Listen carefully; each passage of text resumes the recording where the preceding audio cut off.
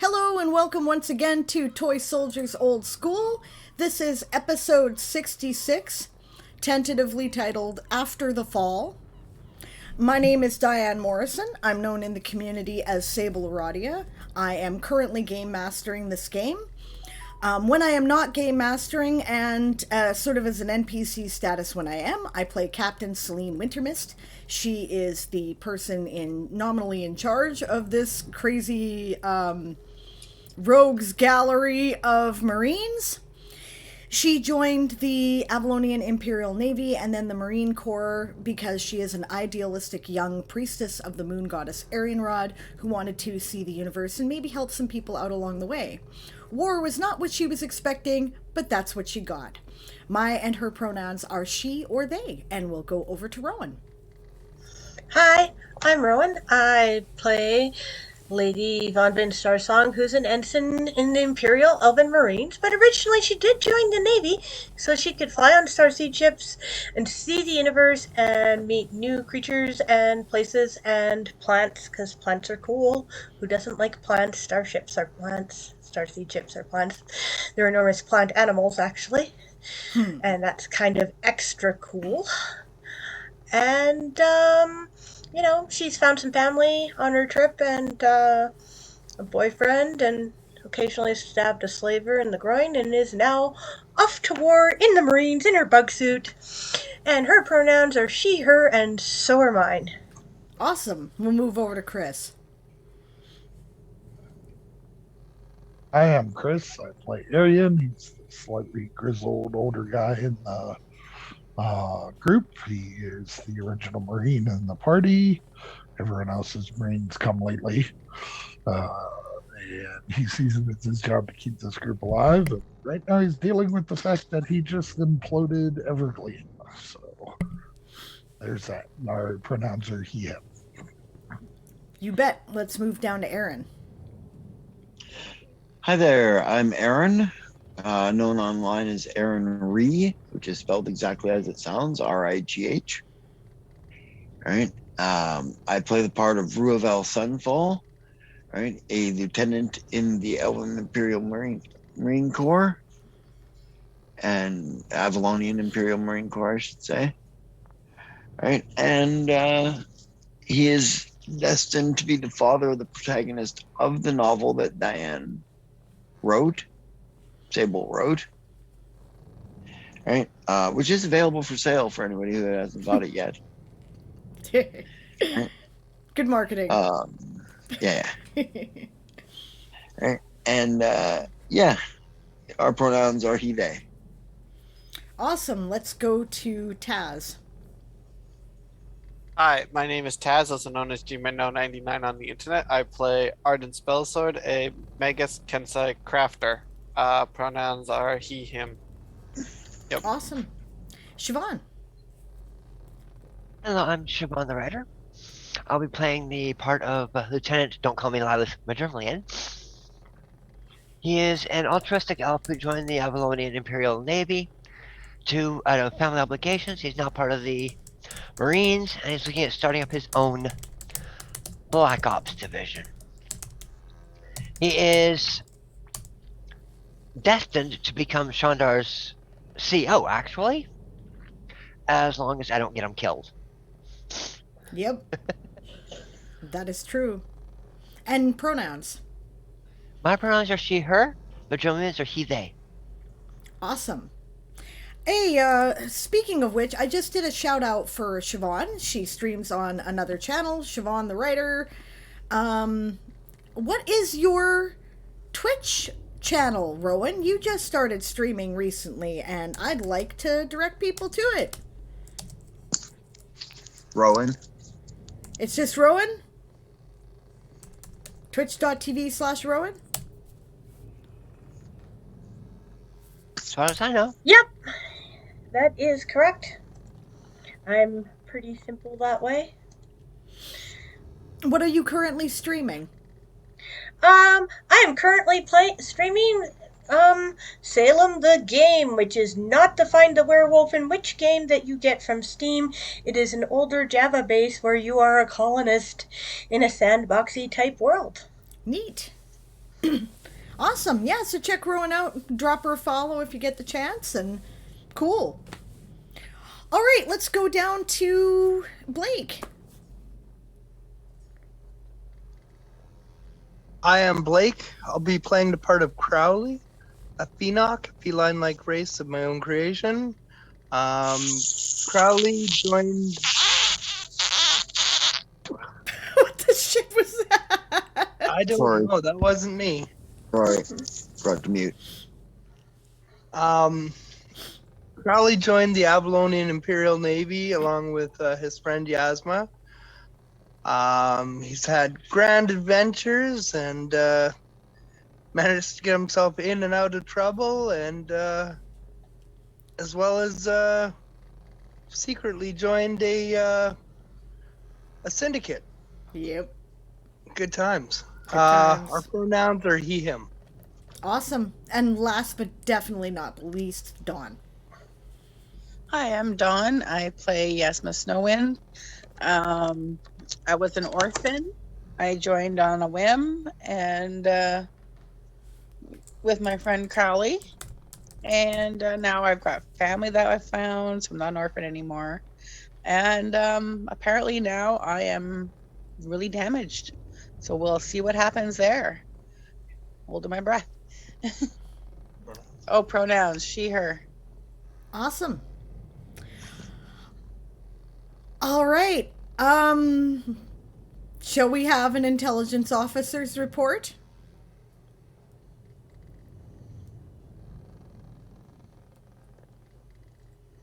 I guess not. I guess I'll not. sum it up. We Big don't have any bada boom. intelligence officers. Big bada boom. Yes. The characters have experienced a dramatic defeat. They knew that they would be facing against the assault of the allied Fomorian forces with an overmatched force. Like they were a much smaller force. They lost. The city of Evergleam was destroyed. The king is dead. Xerxes, who is an NPC who is played by Aaron, is theoretically now the king. And yeah. Yep, the king is dead. Long live the king. And we're retreating to the city of Silverwood, the hidden city. That's right. The hidden city within the Silver Forest, which is really, really originally named. But that's okay. You know what? I have a thing about names, by the way. See, people don't name things original. They just don't. Well, of course they don't. Actually, I named that one after my original D&D character, an elven boom wizard named Caskin Silverwood. Awesome. That's awesome. And See, not original. People name things after what it reminds them of. Yep. Right? So, people haven't named things originally since we were cavemen. And we were all speaking one language. Yep. Yeah, exactly. Everything's something ford. You know why? Because that's where you cross the river, right? Such and such valley. I can give you 5 words in the original tongue of humans if you guys want.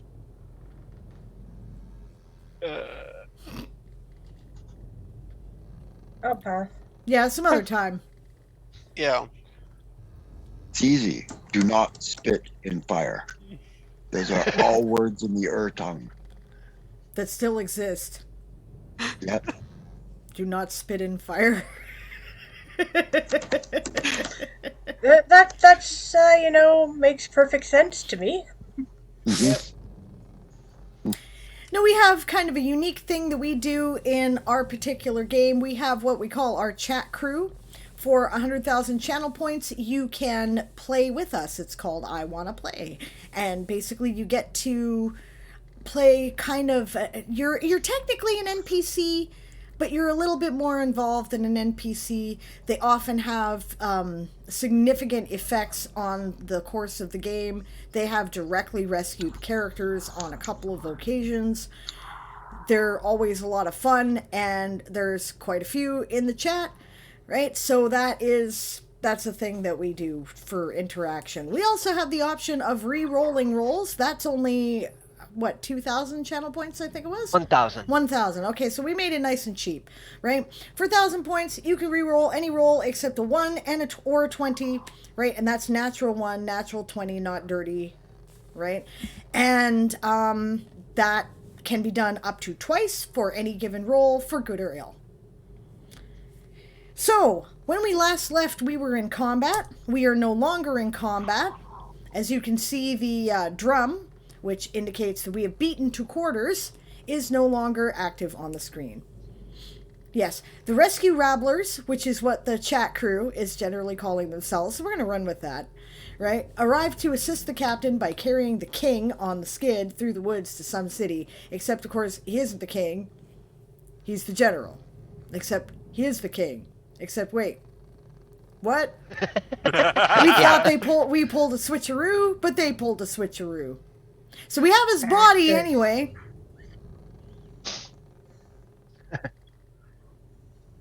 And that is where we were. The city is, like, still imploding behind you. Shit is on fire.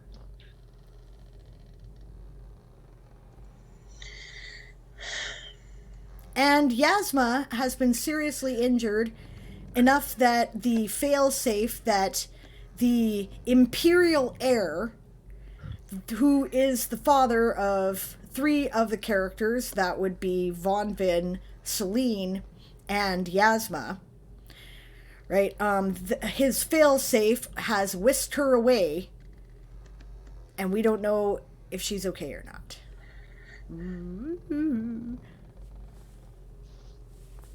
I like when things are exciting. Now what? Hang on. Good question. I do believe that we were also on our way to the backup city. Yeah, that was said. On foot. Are we on foot? Well, our ship blew up into flinders. Our ship did not blow up. The little boat that we were using blew up. Okay, right. Oh, right, the rescue crew was gonna come get our asses and take us to the backup city. Yep. The rescue crew was already down. Because remember you got covered in sand? Yeah, so, okay, so either we have to rendezvous with the Voidchaser. Well, actually, hold on. I should roll and see whether or not the Voidchasers survived the implosion of the city. Maybe it did not. It was hiding behind asteroids somewhere. It had to go down in order to try to rescue people.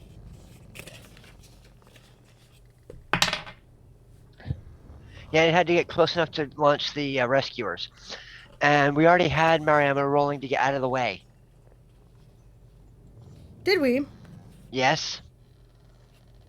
Do you remember what she rolled? No, I don't. Does anybody? I think it was one of those, ha ha ha, you're making Mariama roll something rolls. Because she has an absurd skill level in anything that involves a helm. That might be true. That's apparently because she's a level 20 character. Aaron, do you remember? I think you made a roll. This does sound familiar. Yeah, she rolled something like 38 or something. Okay. All right.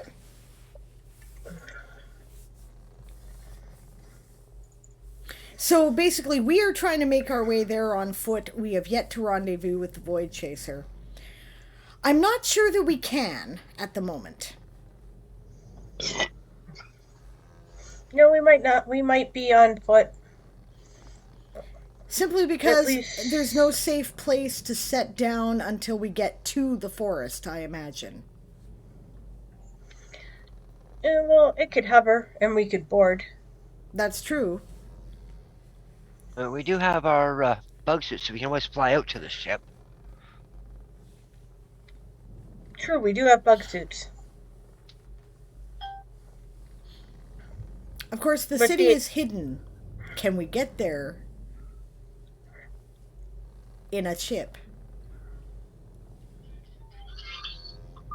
Yeah, and the space skid to carry those who do not have suits. Exactly, Daz. What is with the phone, by the way? Who?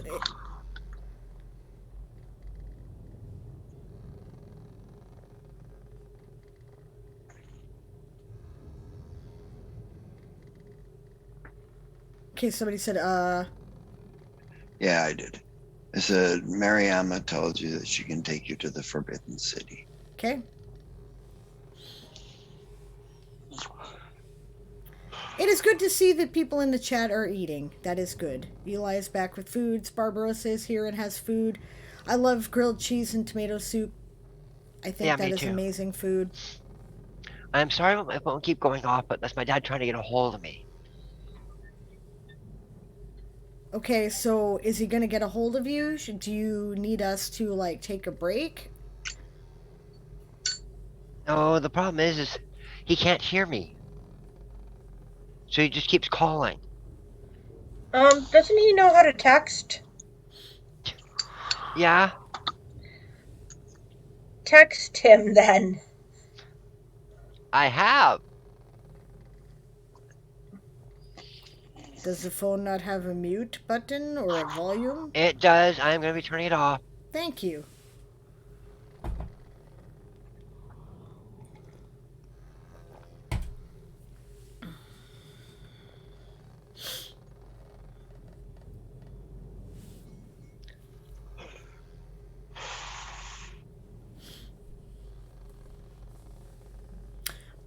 So, my question stands. What are we doing?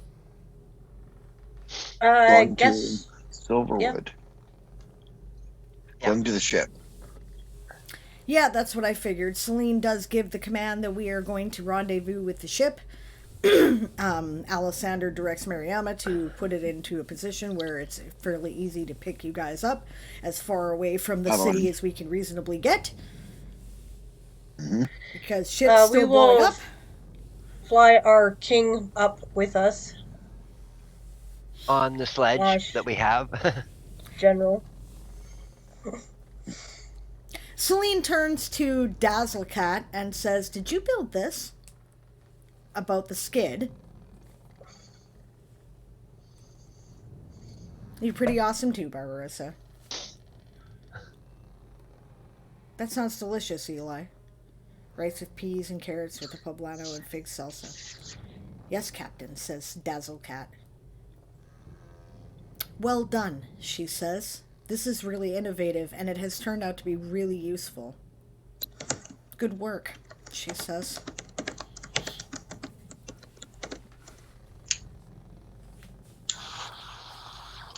Everybody looks a little beat up. Except the rescue crew, not quite yet. I like the yet. Yet. You guys head into the forest.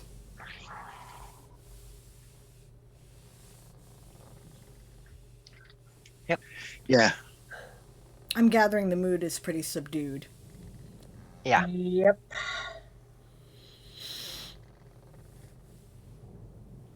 Yeah, I literally just imploded Evergleam by pulling off the hearthstone, so.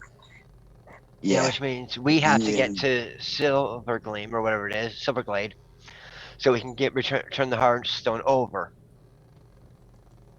No, it's him and Ruabel. The rest of you are not there. We were ordered to go there, remember? Yeah. So yeah, as far as but you're ahead of us. We had to go into the castle to get the thing and then escape through the tunnel while you guys went straight. Yep, this is true. Right. So you're not with us? No. Yeah, I think that it's pretty subdued, like, as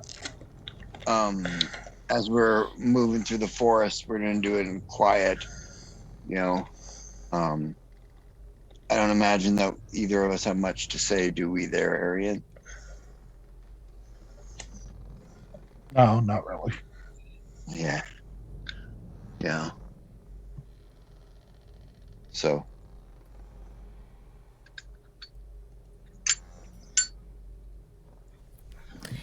After a few minutes, you guys hear over the bug suit thing. Arian, Ruvel, status report.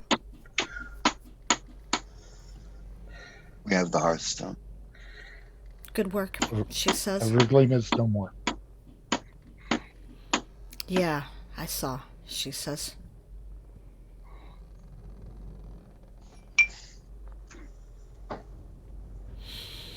She gives you their coordinates. If you can meet up. If not, we'll see you in the city.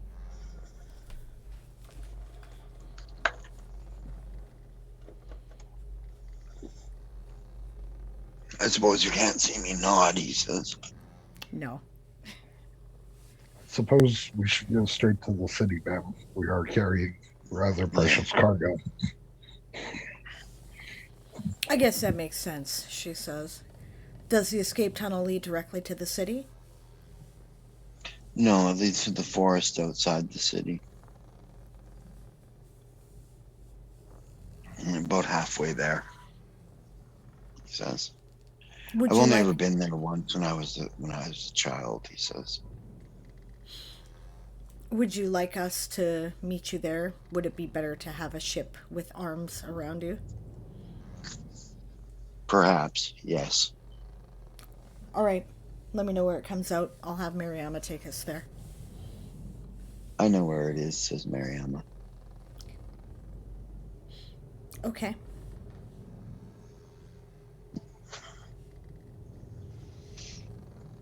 Then take us there, she says. Avalana. Yep, she takes the ship there.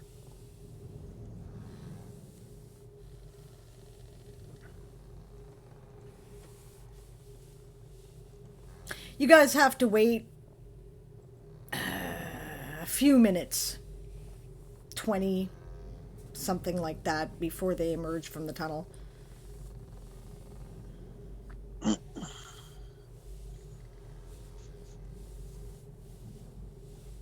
Yeah, fly up onto the deck. This is totally the wrong sound effects. I can't hear anything, though. Yes. That's alright, it's like ship sound effects. I really should be... Just a second here. I'm going to switch it over. Do I need any of this right now? Shit sound effects. No, that's pretty much what I was doing earlier. Badoom tish. We have a really cool elven forest sound effect thing here from Sirenscape. I think I'll pull it up and see it. And see if the stream works. Okay, Sparkles, what you missed last week was all hell breaking loose. Hey, have you heard the news? Shit went down. It was bad. Big bada boom. Overloaded and blowing my fuse. No multi-passes or 200 gold pieces for pass and go.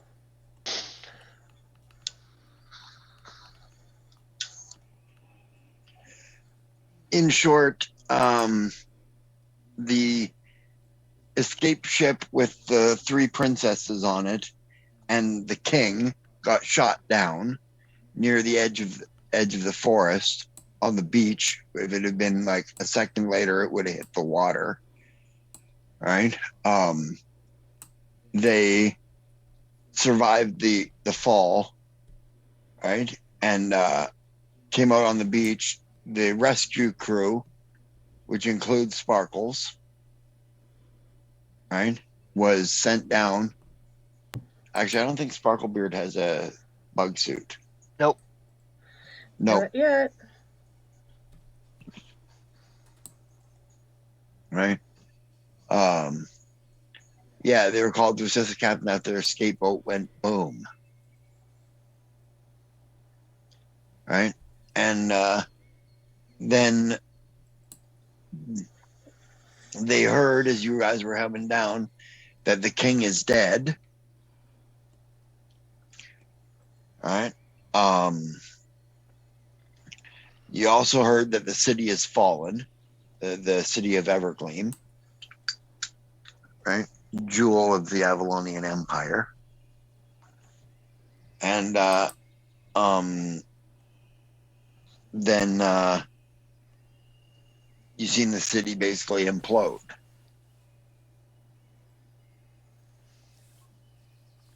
Right? You guys flew down and met up with the princesses, the captain and Von Vin, except for Yazma wasn't there. Right? And the king supposedly was. So you probably don't know what's going on at the moment.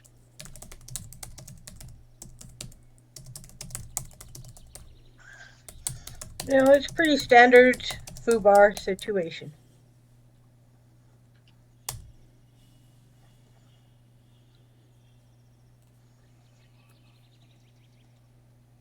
Yeah, all right. Hello, Gala. Hey, Gala. Hello, Macaroon Granola. Welcome to the stream.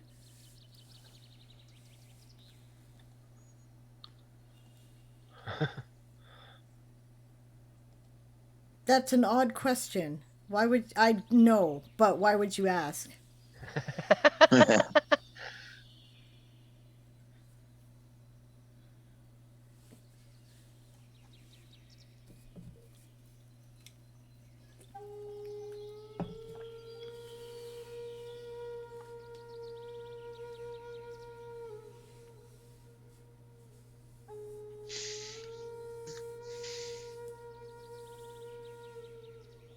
Yeah, I'm curious about that too. That's a curious question.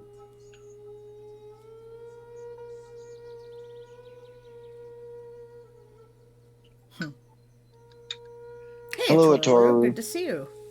And hey, Gala. Hey. I don't think I said hi to Gala, so hi.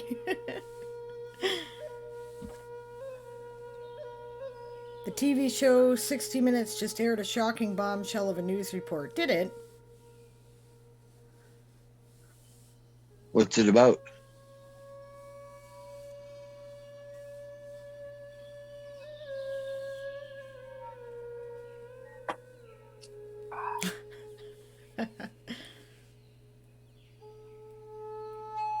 You have no ear holes.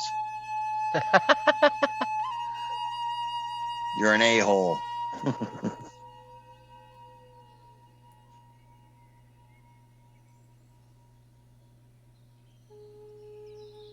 Oh, wow. Okay. Okay, that is pretty cool.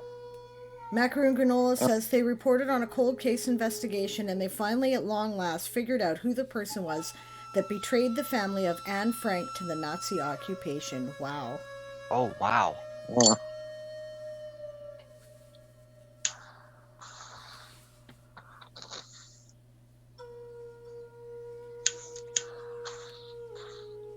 No, I'm not ending the stream, but I will go check it out. Huh. Wow.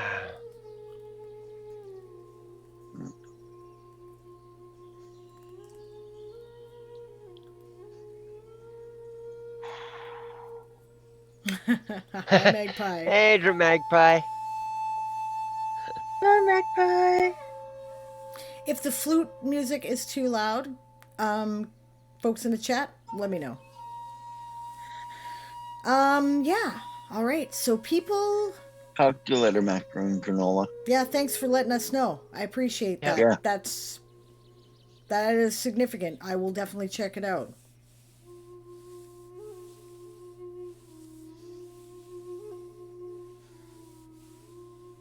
Could be turned down a little? Okay. Corporal Nimlin Opal Arbor reporting for duty.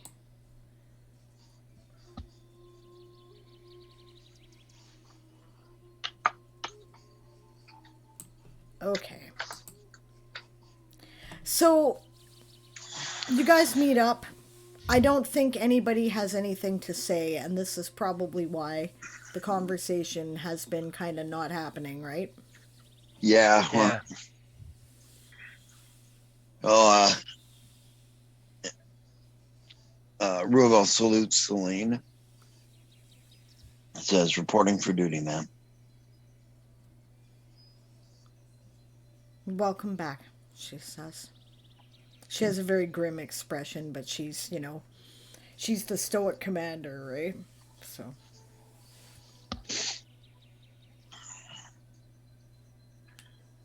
He turns to the general, who's in the disguise of the king still, and says, you can drop the disguise. He said, I would if I knew how. He says, I would if I knew how? Yep. Yeah. Just take off the hat, says Vonvin. Yeah. She says, or, on the other hand, says Celine.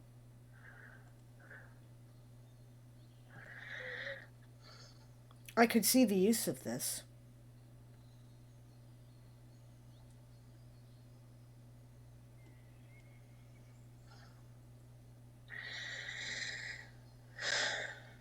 I'm not sure how yet, but...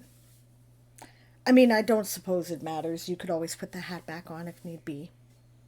True enough.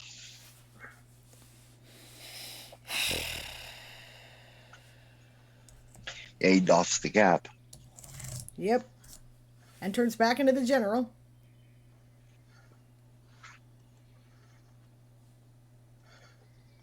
Carly says, I'll take that. Thank you very much. Yep. Hands it to Crowley. I take my hat back. Thank you, Crowley.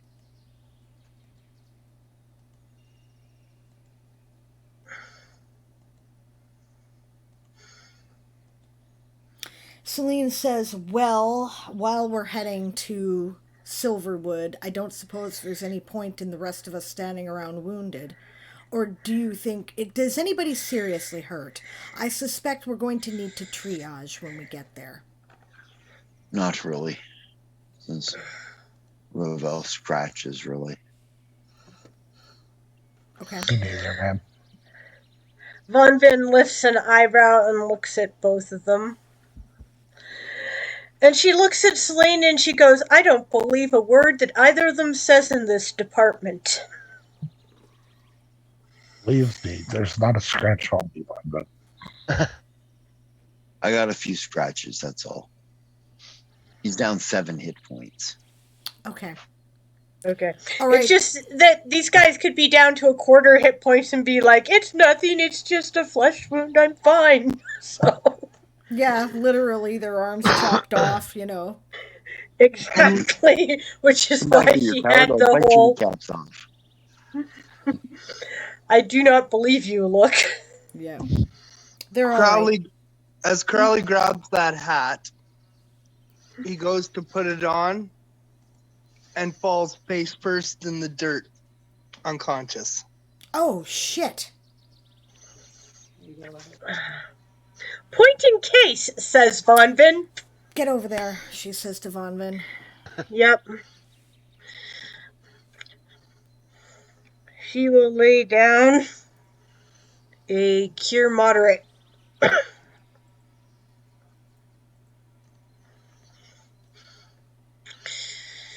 Which, I gotta go and look at now, because it's been too long since I've had to cast one of these. 2d8 plus your level up to a maximum of 10. Okay. 2d8 plus 4. I figured it would have taken about that long to go through 74 hit points at 2 hit points a round. Yep, that seems about right. 6, 7, 8, 9, 10, 11, 12. You heal 2 hit points, and it stops bleeding. I'll do another one. That's an 8 and a 7. 15, 16, 16, 17, 18, 19. So there's another 19.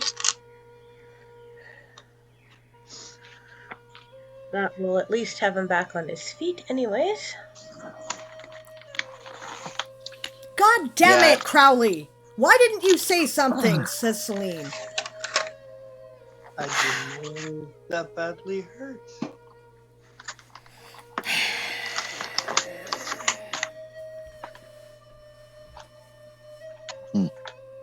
How badly is he injured, Von Ben? He's lost a lot of blood. Okay, pack him up on the space skid. You're going to sick bay. She says, find the healing potions. He can have those. If anybody else is injured like that and you're not telling me, when you are back to consciousness, there will be lashing. She says. No, ma'am. I got myself. Takes down one of his cure light wounds potions. That's a D8. Yeah, and load him at sick bay with a bunch of orange juice. I know, not your favorite, Crowley, but it will replenish your blood supply. Yeah, actually, sorry, Dazzlecat, that is what Celine said. Okay, get him on the skid, get him to sick bay. You know.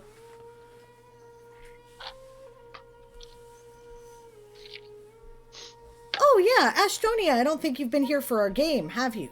This is our live play game here. There is an injured character. He was bleeding, and either Crowley was kind of oblivious to the fact that he was bleeding, which is entirely possible, right? Or, you know, he was pretending to be tough enough, so, yeah. Either or. Yeah, Gala's just goofing off in chat. Hearing about the fact that Yazma was hurt so badly she disappeared kind of set his mind onto other things. It's fair. Yep. This happens in conflict situations. People do go into shock. I was in a car accident. I thought I was fine. I went to work, right? Because it happened on the way to work. I was struck from behind while we were at a red light, right? And then 2 hours later, the shock wore off, and I basically couldn't do fuck all for 3 months because of the soft tissue injury. So, yeah. Yeah, I was hit by a car on a crosswalk, and it felt like nothing, but I went and got checked out anyways, and then the next day I could barely move my arm. Yeah, by the way, blood will do that too, by the way, like orange juice for carnivores. That's true. It's got all the necessary nutrients to create blood in it. No, Dazzlecat, no alcohol. Not if he's lost a lot of blood. Of any kind. Milk and water would probably be the two best things that he could stomach as a feline. Yeah. Yep. And maybe raw blood, like Oh Aaron yes, points out. very, very much so. Yes, blood would be fine as well. Do we still have any live meat? Yes. Chickens, anything like that? Kill it. Drain the blood, she says. Yeah. Ruvel head down into the hold and grab the last pig. Squee! Squee! It's a pig. It knows it's going to die. Yeah. Yeah, pigs are pretty smart, actually.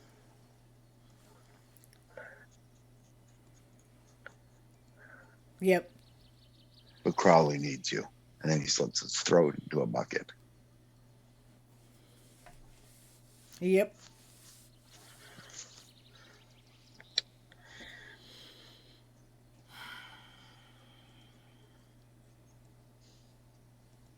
After he strung it up from the rafters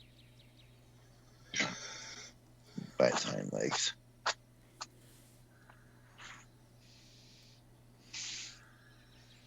He'll cut off a good chunk of belly Mm-hmm. from it, pork belly, and bring that up there too. Cool. Okay, we're It's a all on the tankard and Voidchaser now, guys. The group is reunited. Everybody is together. I suppose I should have gone through the whole procedure when the captain came on board with the other people in the bug suits. Alessander said, "Captain on the deck," right? She says, as you were, damage report, right? Damage report was given. Then she said, "I have the con." Alessander said, "I, ma'am, you or Avalana, you have the con," and everybody's on the ship. Right? I didn't go through that whole procedure because, I was trying to move the plot along. But I can see that I created Xerxes. confusion. What's that? Except Xerxes. Why is Xerxes not here? Because he's the Because king. Xerxes was taken off by the Royal Guard Royal to Guard. somewhere.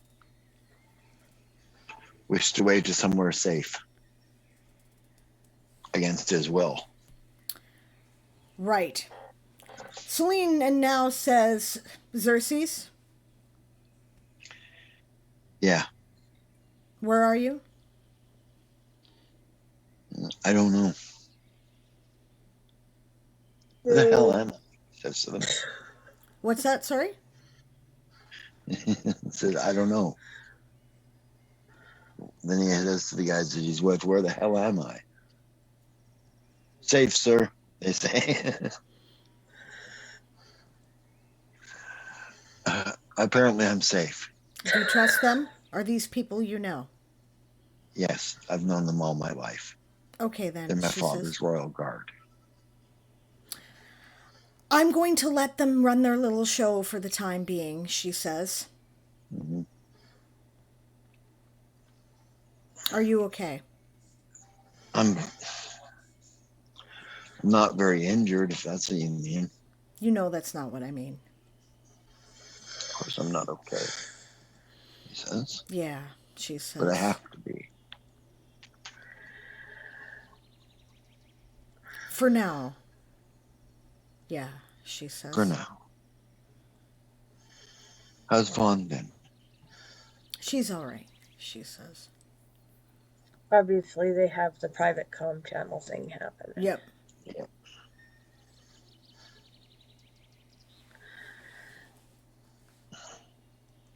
Is everybody there okay? We're all fine. Crowley was bleeding pretty badly and didn't mention it to us, but he's going to be okay. Except I don't know about Yazma yet. What's up with Yazma? The failsafe activated, she says.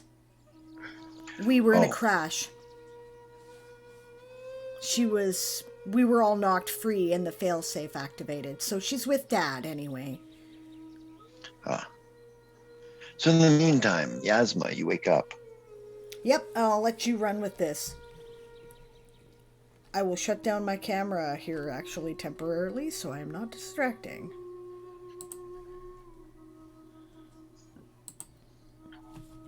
Yeah. You there, Yazma? Yes. You wake up. Last thing you remember is looking up and seeing something coming straight at you. And then everything went dark. You had some really weird dreams. Right?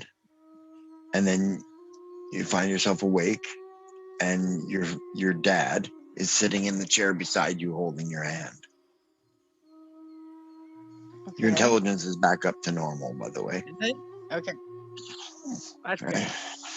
Yeah. So I open my eyes and I'm like, Dad? What happened? You zigged when you should have zagged. I'm given to understand. He says, happens to the best of us, but he says, I put fail-safes on you and your sisters. Oh, If anything was to happen to you, it would bring you to me. well, probably a good thing that you did that. Yeah, I think so. How are you feeling? Groggy, but not too bad considering, I guess. How bad was it? Yeah, all your heat wounds are healed too, by the way. Awesome. Okay. Well, are you hungry? Well, yeah. Okay, let's get something to eat. Famished. I'll give you time to get dressed here. All right, He says, thanks. and he heads off out of the room. There's clothes laid out for you. Perfect. I get dressed real quick, meet him outside. Hmm. Yeah, he's standing outside your door. He smiles when he sees you Hey. because you had me worried there. Yeah. Yeah. I'm betting there's a lot of people worried about me right now. Can I contact them? Yeah. He says, we're going to go where they are. Pardon? After we get something to eat, I'm going to take you back there.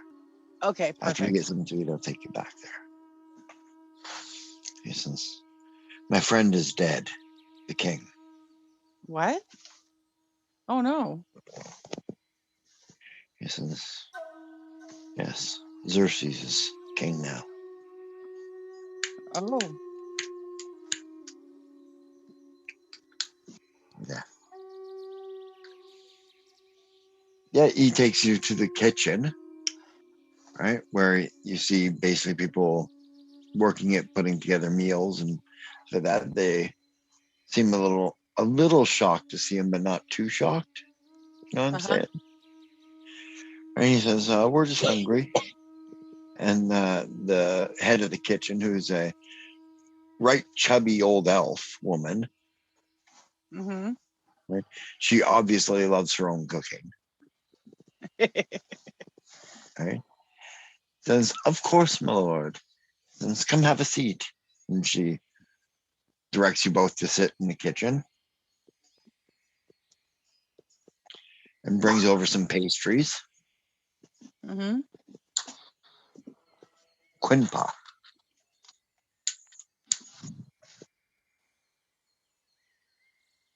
La Fida is called though. Okay. Okay. Yes. I just start chowing back. If I did a lot of healing, I'm probably famished and just need a lot of fuel. Yeah. Yeah, you feel much better after getting a few pastries and a cup of tea into you.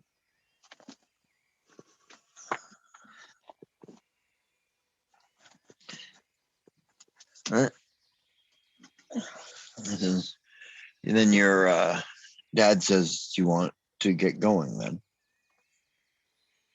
Yeah, as soon as possible.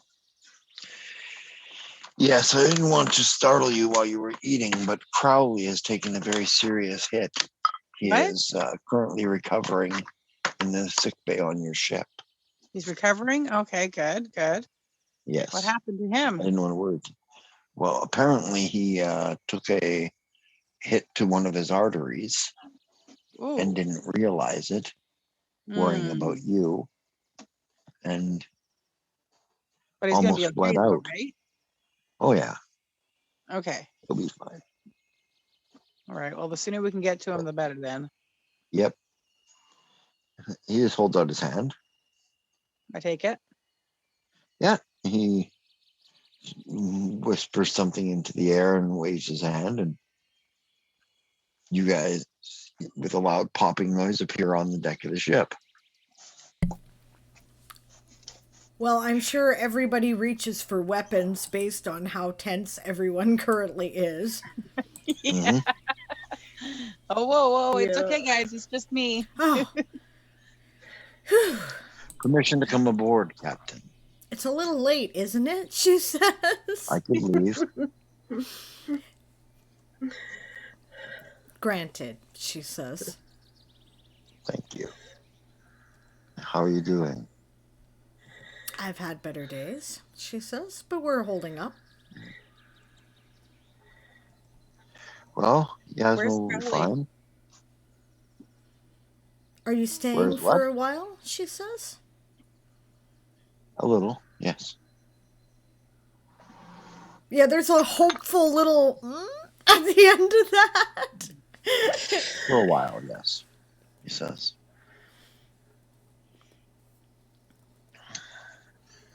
Thanks, she says. Oh, hell with it. She goes over and she gives him a hug.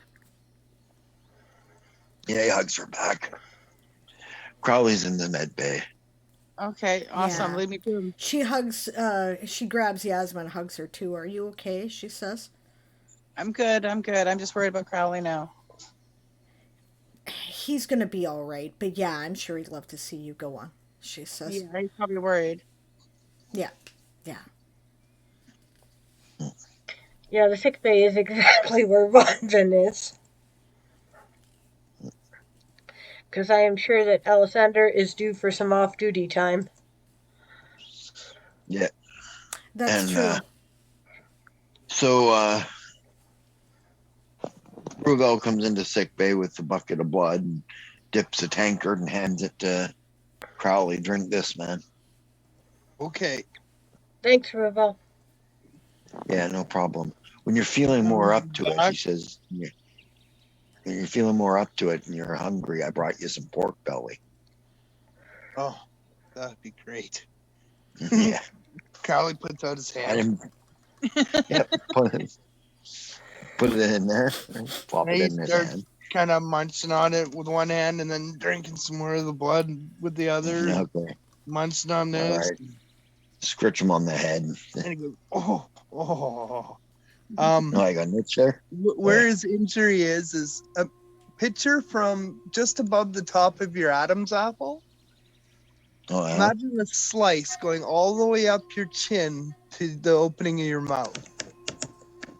Ouch. That's where he took the hit. Yeah, that's Yikes. only the scar. So. Oh, that's all right. How are scars viewed among Phenok? Like, do they view them as like you're tough if you got one? Well, generally, most of them are mages and knowledge keepers, but the ones that are warriors prize their battle scars. Yeah. Yeah, that's when. And Yazma then comes Crowley in. kind of opens up his coat and kind of shows the handprint and says, "Hey, I might be acceptable at home again." Kind of That's wobbling true. a little. Sit down, Crowley. He picks him up, puts him back Into on the bed. Oh, you've been told. Okay. Yes. And Crowley goes and curls up. Yazma comes in. Crowley, You're a okay? sight for sore eyes. I hurt.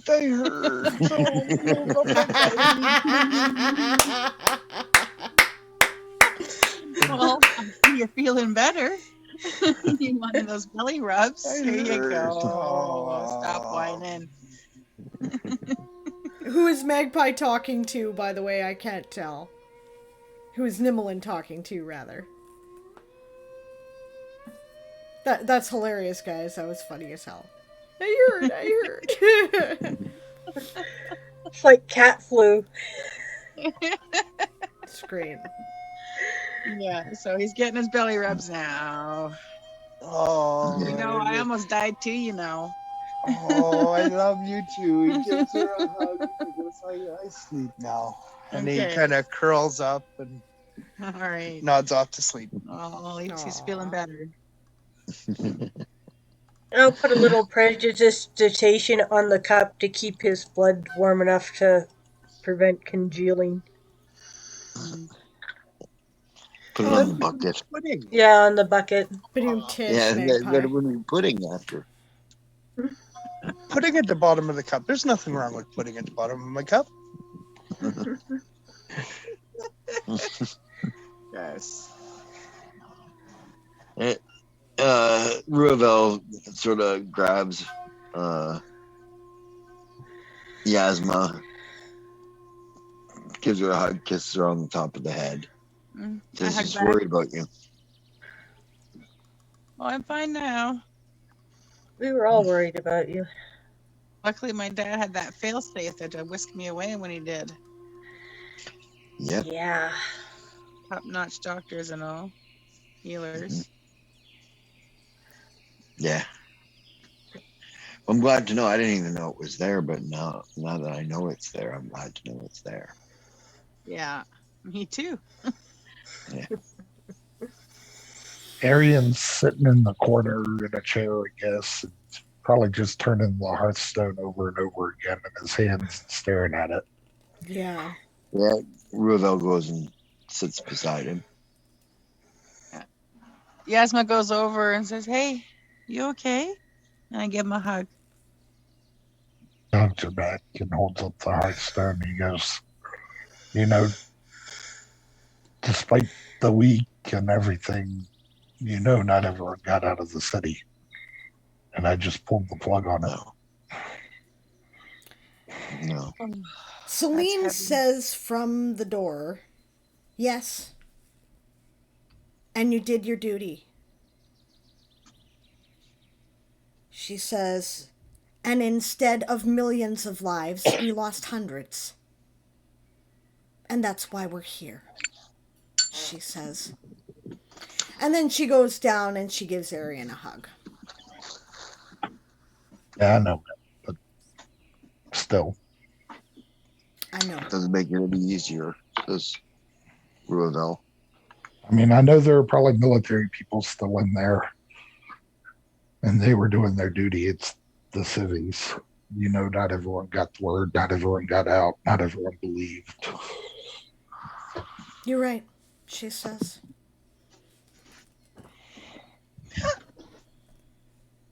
And thank you, she says to both of them. She gives Ruvel a hug, too. Yeah, he hugs her back. Selnar says, the magic that's in that stone would have changed the tide of the war, he says, if they'd gotten their hands on it, he says.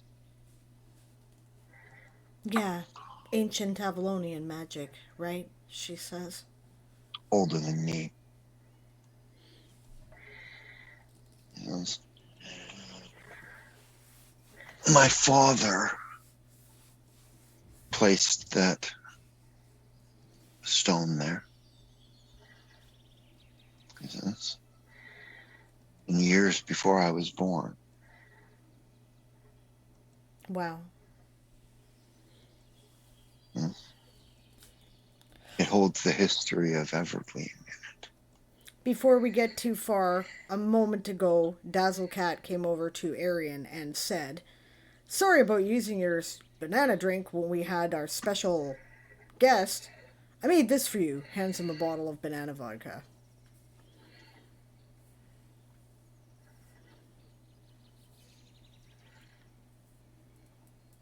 Arian nods, thanks her, and then kind of quirks an eyebrow at her and shrugs. Did he enjoy it?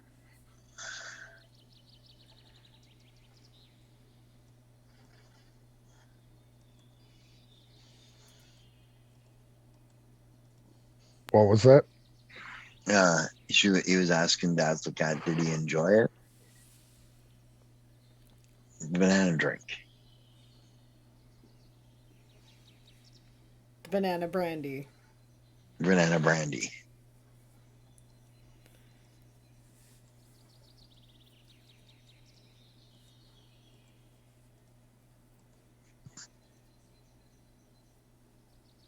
It was that goblin spokesman.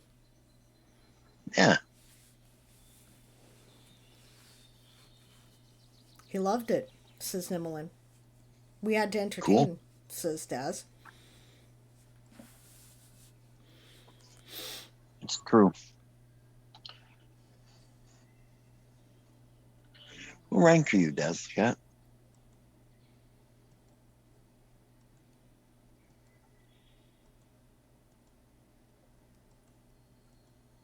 I know you're a corporal, Nimlin. I think I want to put in for you to become a sergeant. Yeah. I think I'll ask the captain. You don't have to ask. She says, I'm field promoting. God's help us, says Arian. Congratulations. What's that? What's that? Arian says, oh, God's help us.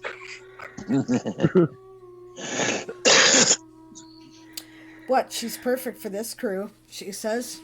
Initiative, intelligence, not a huge amount of respect for authority, which is probably not a bad thing here. Yes, but now I'll have to see her at the NCO get-togethers, which I still get invited to. Yep, she says. Once an NCO, always an NCO. Yeah, Quill starts laughing maniacally. Lafather goes over and pecks him. Puck.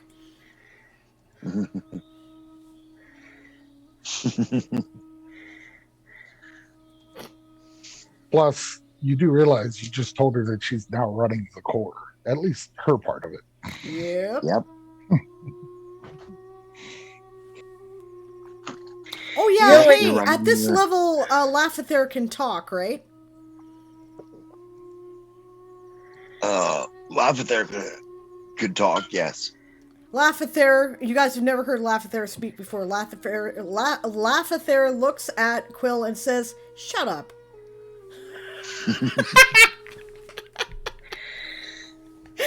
Unvin says, you know what the reward for a job well done is, right, Tadaz? In the Marine Corps, everybody choruses, more work! More responsibility.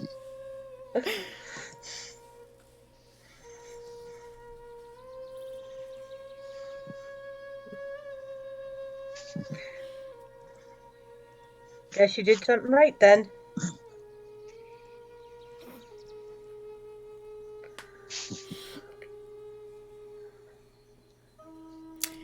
Yeah. So earlier when Celine gave Selnar a hug, she's got, rigid spine, doing the whole I'm, being a pillar of strength thing, but she was shaking. Yeah. He didn't say anything, he just held her. Yeah. He is remarkably strong. Just note that.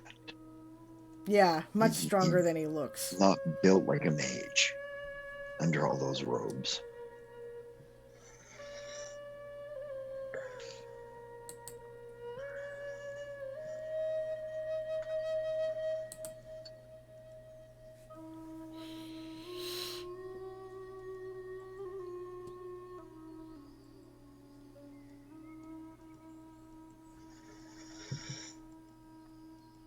Yeah, Von Ben will give her dad a hug seeing that she sees that he's here.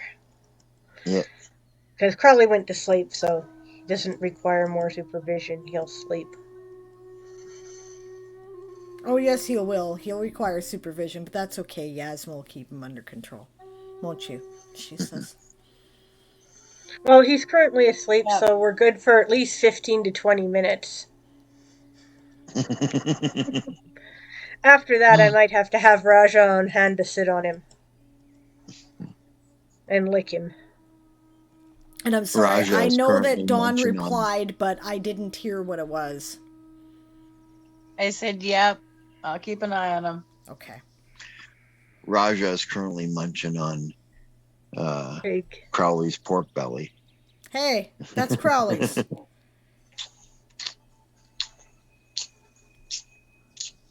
Oh, whatever. I'll let you guys fight over it, she says.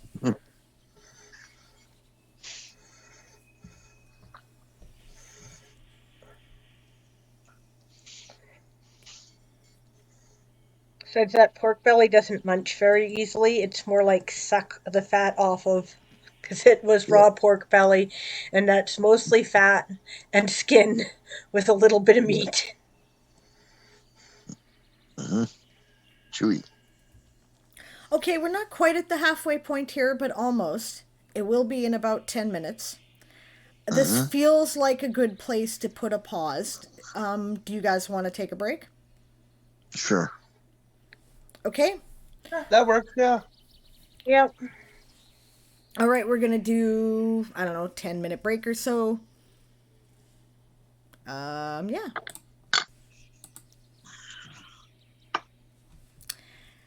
We will be back in a couple of minutes. This is a good time to take an intermission, do a bio, get some food, get something to drink, all that sort of thing. Fetch, water, smoke, all the fun stuff.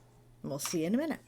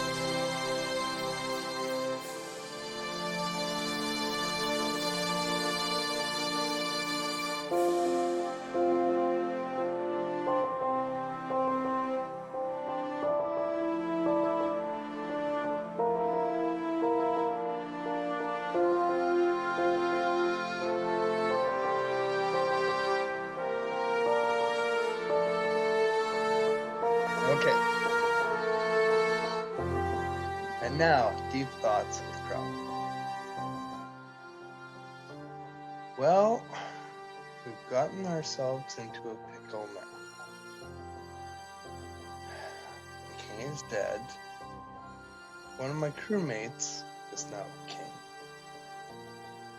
3 of my other crewmates are of royal descent.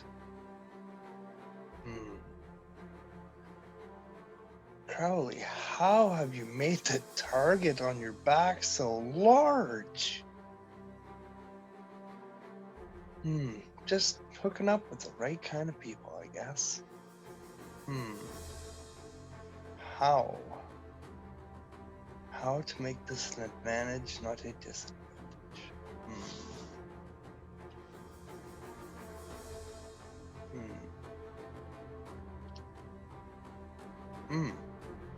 Roasted rat. That sounds like an excellent idea.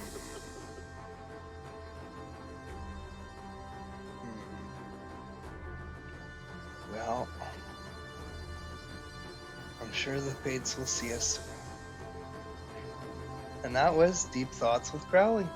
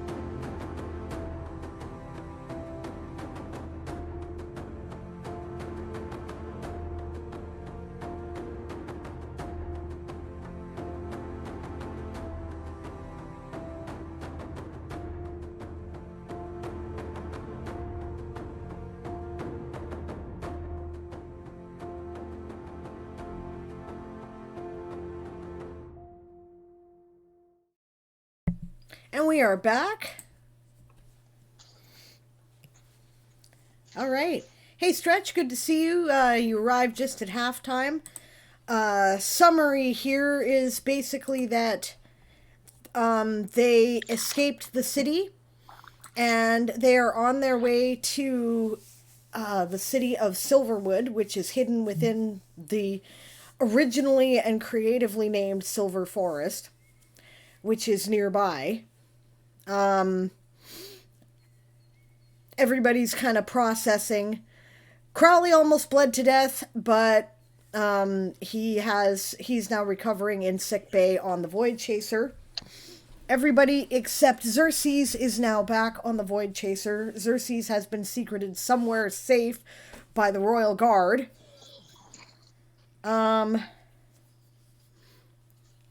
Selnar brought Yazma, who is recovered, back to the Voidchaser as well. And we're just kind of all touching base. Oh yeah, and Daz just got field promoted to sergeant. And Quill laughed and thought that was hilarious. At which point, the owl, Lafather, who is Celine's familiar, went over to Quill and pecked him. Quill said, "What gives?" And Lafather, who has never said a word up to this point, said, "Shut up."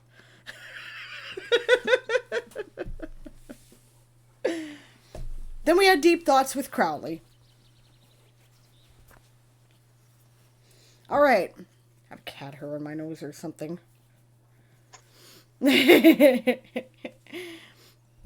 Now, that's about when the officer of the watch says, "City sighted, ma'am." Oh, want to giggle? Yeah, I always want to giggle, Stretch. I thought I hit play on this. Oh, it's just quiet, okay.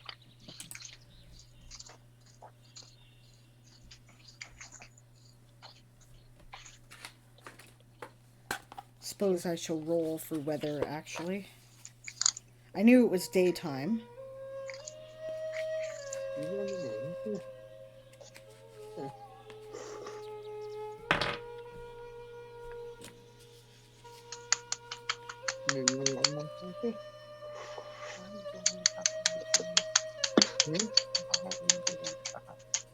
I hear voices in the background.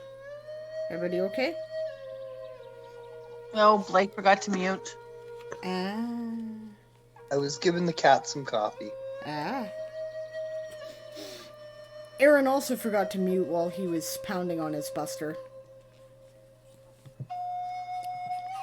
Alright, let's see. Weather as a percentile roll, usually. Oh. What does 80% typically mean? I think that means pretty stormy, actually, doesn't it? Means the weather is off towards the hot and wet side. Right. Well, it's summer, isn't it? Yeah, so maybe a storm. Well, alright, I'll change it to the rain. Well, you know how it goes. Listen to the sound of the falling rain, telling us what a fool we've been.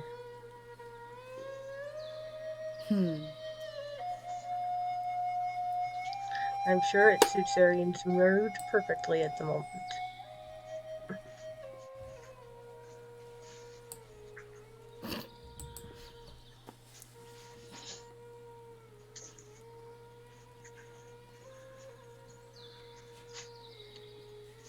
Magpie says it was great. Quill needs someone to put him in his place because Daz enables and Nimmelin is emotionally compromised. Yes.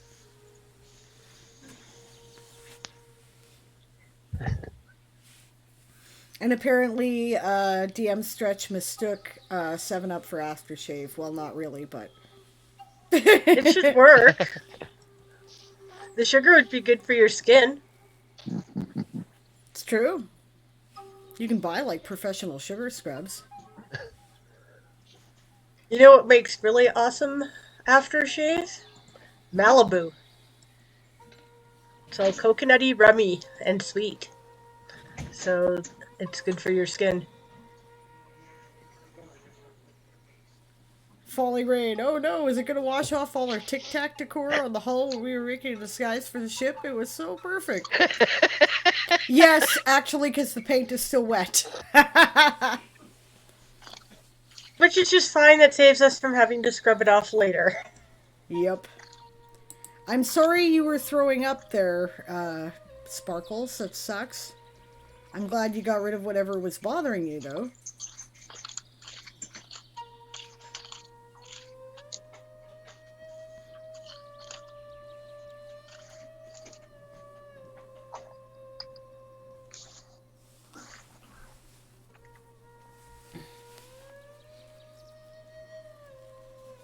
Sparkles, I told you not to eat the 14 pounds of mac and cheese.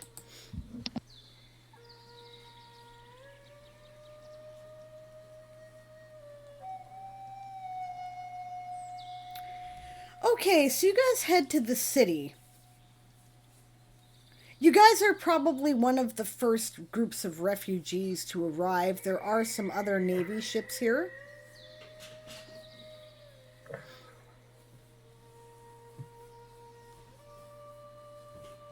I mean, everybody else has to make their way through the forest, right? So...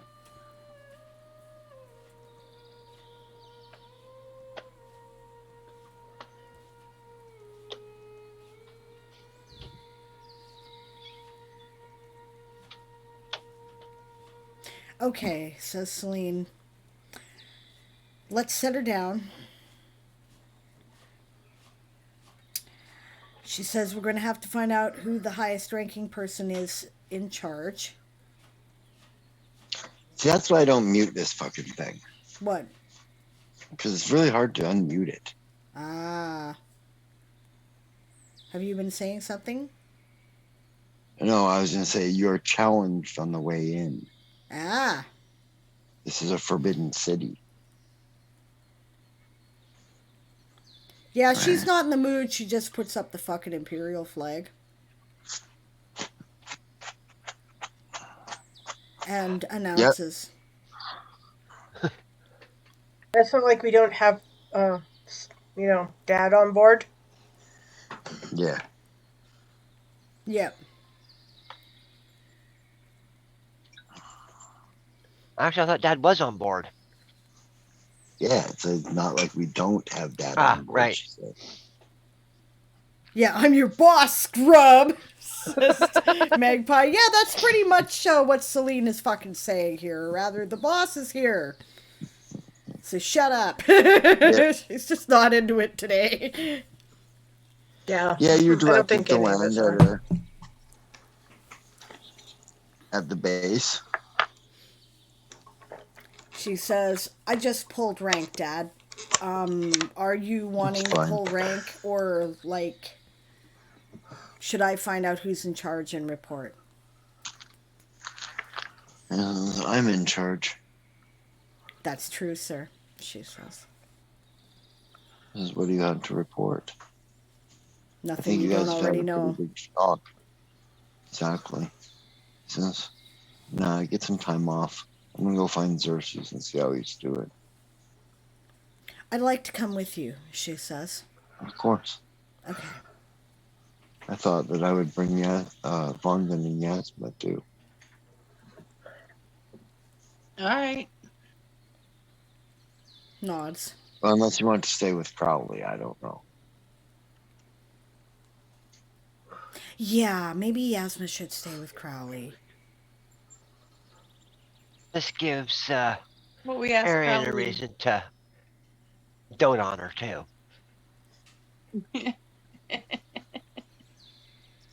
Yeah, we'll see if Crowley wants me to stay.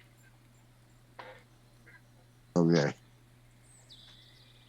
And, I am sure that Arian would like to know what he ought to do with the Hearthstone. Since you said you were in charge, I guess we ask you. yes, I'll take it. She nods to Arian. Hand it over. Thank you, Arian. I realize what a harsh responsibility was laid upon your shoulders. He says. The Empire of Avalon thanks you for your service. That was my duty, sir. He nods. I figured you'd say something like that, Arian. Thank you. Arian just nods. You all have leave, says Celine. No need for stand to. She says, except that I would like a rotating aerial watch, or at least someone to coordinate with the city's aerial watch, Avalana. just in case we're pursued. Thank you, Madrimlian. She says,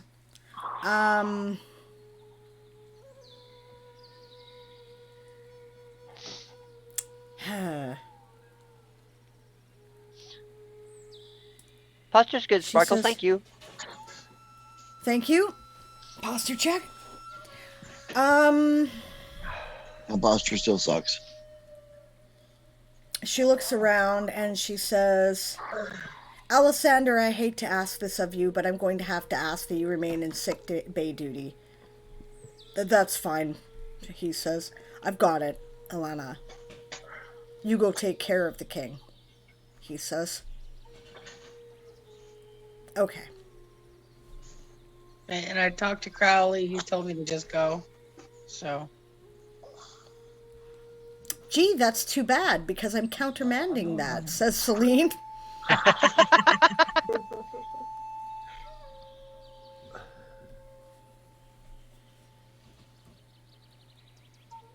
No, he needs you right now.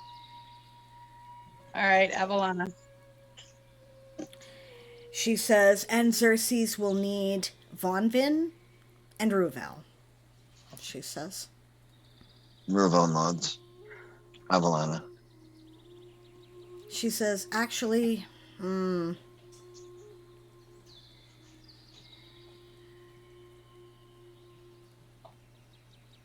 So a quick question. With your guys' dad on board, him being of higher rank, I know it's your ship, but would the proper term not be Avalan then?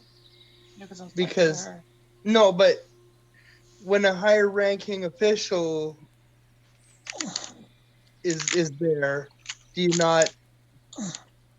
not exactly, actually. Okay. I was curious about that. She has to answer to him. We still answer to her. Yes. Celine Yeah, is okay. still in charge of the ship. That's where the term master and commander come in. Okay. Right? The master is in charge of the ship. The commander is in charge of the orders. If you are master and commander, you're in charge of both.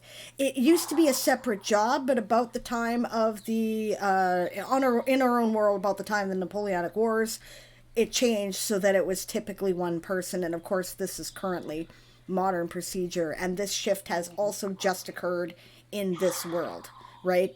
Celine is master and commander. She sails the ship and she commands the troops. Awesome. So basically, she's God. Sort of. To the Goes from sailors. God to Celine to us. Or, you know, the king or the emperor to Celine to you.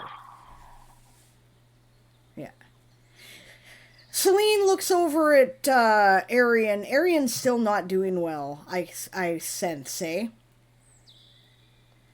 He's just kind of settled into Grim Warrior mode. Celine says, you know what? You guys go on ahead. She says, the rest of you, come on. We're going to go and find some beer in this place.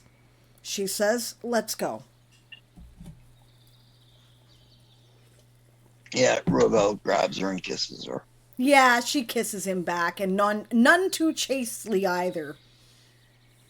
Madrimlin It's goes a down to really the passionate kiss. Madrimlin goes to the helm. Now go on, your friend needs you, she says. You too, she says to Von Ben. Yep. Okay. Tell him I'd come, but he'll understand. Mm-hmm. Duty calls. Barbarossa, yes, you go lay down for a nap. Feel better soon. Okay? Yeah, go. Yes, nap.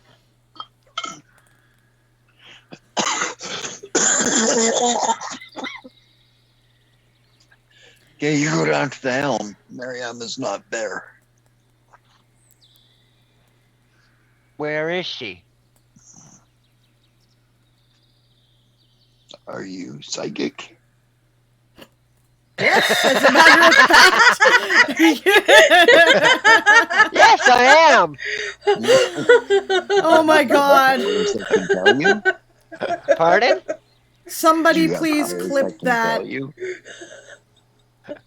I still couldn't hear you, Aaron. I said, do you have powers that can tell you?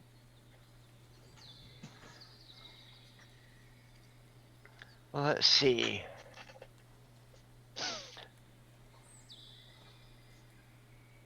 I About hope- the connection, empathy. I hope Mine's somebody first clipped that. Mm. That was great. Yeah, I can't do it on my OBS. I have to actually be on Twitch. Thank you. Thank you, Magpie. Yes. Perfect. Brilliant.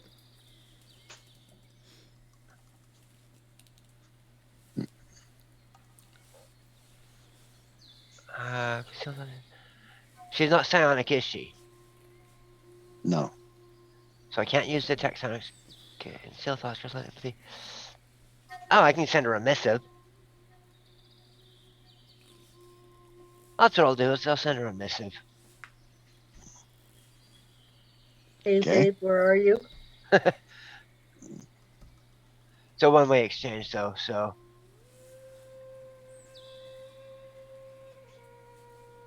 That doesn't help. Yeah, it does. You can say, hey, are you okay? Please get back to me if you are. There's a mage spell, you know, that does that shit. Yeah. That's true. Yeah, send a message. You okay? Yes. She returns in your head. Where are you? In my quarters.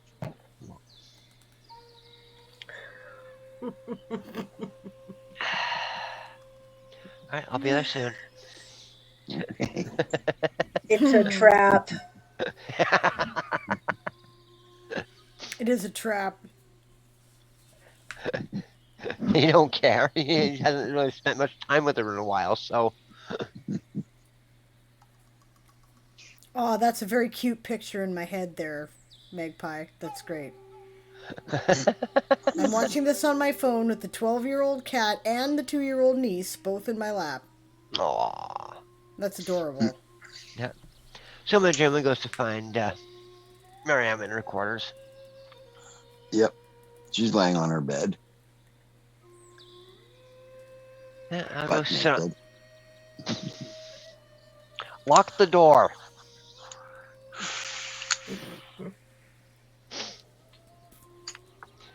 And go give her a kiss. Yeah. You can fade to black. Yep. Yep. Now, do you know this city, or am I making this up there, dear? You You're making seem this like up. you had ideas. No, I'm just helping. Okay, so... Madrimlian did not go and double check with the thing. Okay. Mujamil will be going instead here. Anyway, Not going to yes. double check what? With the city aerial support. Right.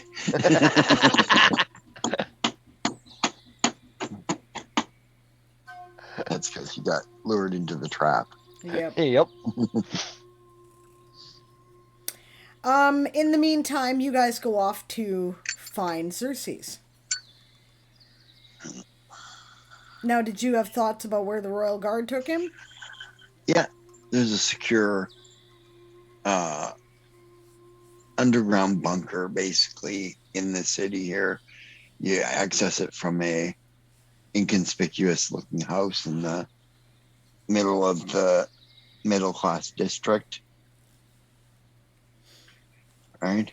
And Silnar knows where it is, so that's where he's taking them. Right? He casts an illusion on them to make them look basically middle class.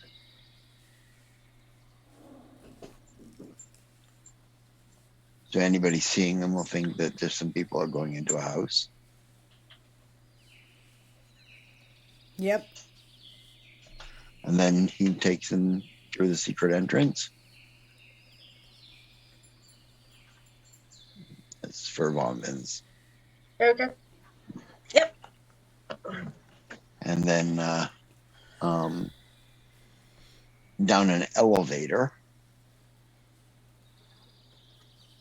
Okay. Not a long distance down, by the way.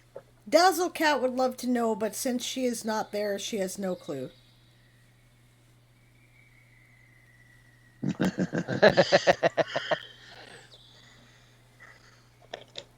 Not a hope in hell, Daz. Nope. Nice try. No. No. Remember that old age and treachery will always overcome youth and exuberance, and Selnar is Yes. as old and crafty as they get. Oh, yeah. Yes.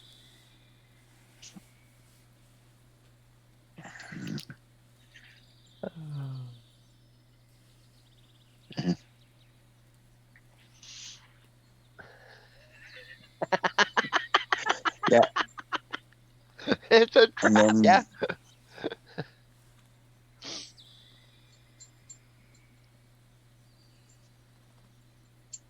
dragon neck of cooties.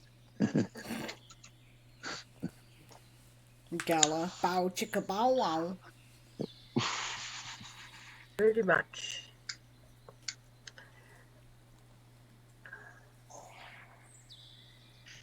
Gella, since when have you watched 70s porn music?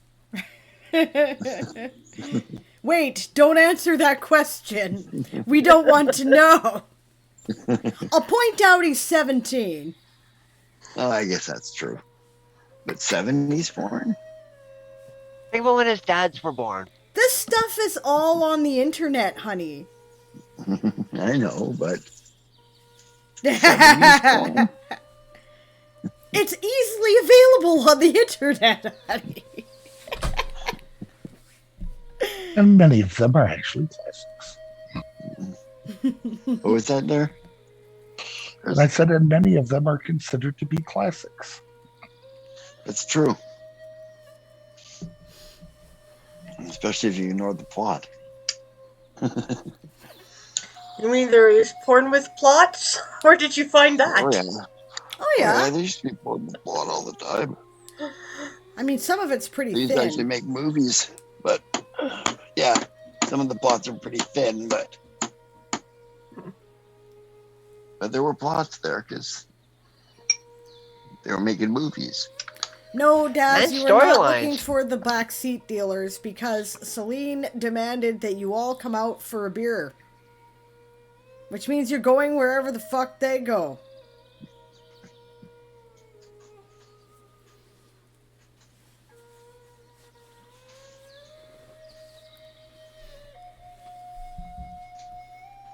Darn it. Daz. All right, let me see.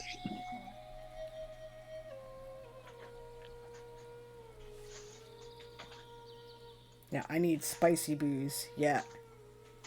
Okay, so making a bit of a long story short, when the group at large exits the ship, there are city guard waiting to talk to them who want to know what the fucking fuck is going on. Right? Celine fills them in and lets them know that they can probably expect more refugees. At which point Celine finds out she's in charge, aside from her dad. being a captain of the Marine Corps is actually a pretty high rank. And in the Imperial City, Imperial military supersedes local guard. Or local military. Damn it. Which means she can't go have a beer.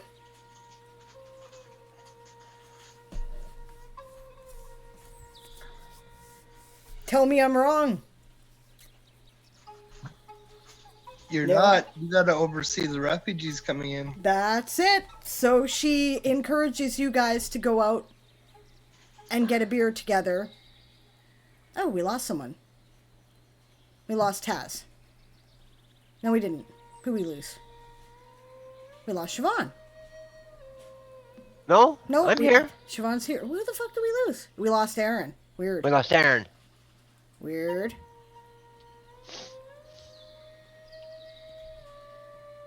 I'll give him a minute. He'll be back. Yeah.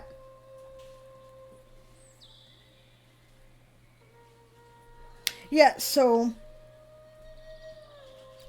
she encourages you guys to go and have a beer and take some downtime.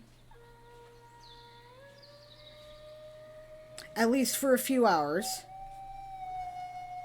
Because she suspects... Sorry about that. That's okay, babe. She suspects that things are going to get hairy when the refugees get here.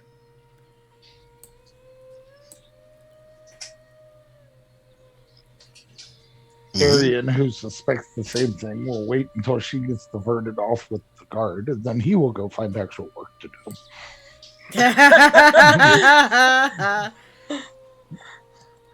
It's extra funny because he's the one that she really wanted to have a beer. Okay, so basically everybody breaks up at this point, I take it. And some people who are more industrious go find something useful to do. And the ones who aren't find something unuseful to do. Yeah. Crowley wakes up about this time, realizing that, most of the crew has gone off to have that beer or whatever. He's going to go to his quarters there and grab his case for his pistol, put that into his backpack, and go down to the cargo hold and grab one of the rifles and ask the local guard where a practice yard is. Is Yazma letting him do all this? Yeah, I'm watching him start to try to leave the infirmary. Where are you going, Crowley? Well, this war isn't going to fight itself. I'm okay. I can't get into a fight, but I'm okay. So, we got some new tools. We need to know how to use them. Well, then I'm coming with you. Okay. That I can do. All right, let's go. So we'll each grab one of those air rifles, and I'm taking my pistol along with and asking if we can find a practice yard. An archery range, preferably. Yep, there's definitely an archery range. They direct you. Okay. This is a lovely city, by the way. The construction it's very interesting. It's not like the tales you hear of Avakiralon or Glimmerfell, in that the entire city is not made of crystal. It more seems like every building is made out of a tree. And they're grown that way. With the occasional little thing like, windows and balconies and shit like Which that. means, Bonvin loves it here. And mostly from the air, you can't see it. Yep. Well, because the canopy is the roof, right? Right. Right. And unless you were just above the canopy, you wouldn't notice the balconies and doorways and whatnot. Mm-hmm. Yeah, and you'd pretty much have to know exactly where to look. Exactly. Right? And flying over at the speeds ships normally fly over at, it would Yeah, take a nobody's gonna notice super shit. keen eye Yeah, and a bit of magical detection. which they've obviously got counters for. Well, exactly, right? Yeah, as a matter of fact, the starfaring area is well concealed, and some of it is underground. Big caves. Yeah. Mm-hmm.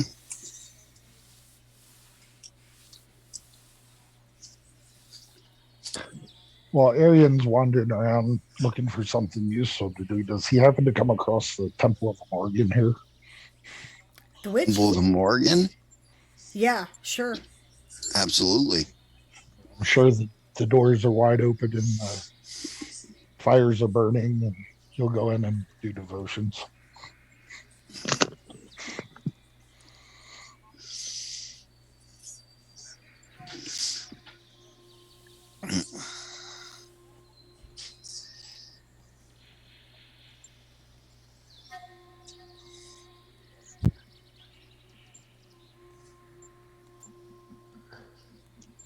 Yeah. So anyways, Von Vin, you're brought down to where Xerxes is. The guard are a little jumpy, Yeah. right? But don't pull their weapons when they see you guys come in. My liege, they say to Zelnar. As you were, he says. We've come to talk to King Xerxes. Yeah, Xerxes looks up from where he is. Von Vin, he says. Xerxes, she comes over and hugs him. Yeah, he holds on to her tightly. Selnar, in the meantime, goes over to the body laid out on the table and takes a look at it.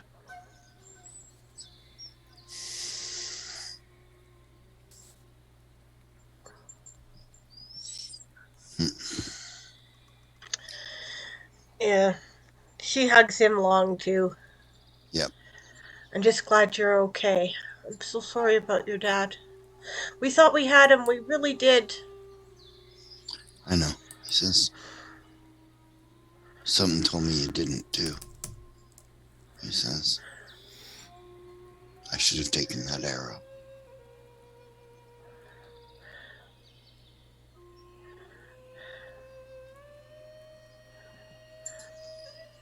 And then what, says Selnar? Leave the empire leave your kingdom without an heir. He says, father's far too old to be creating new heirs. He was old when you were born. And your mother is long gone.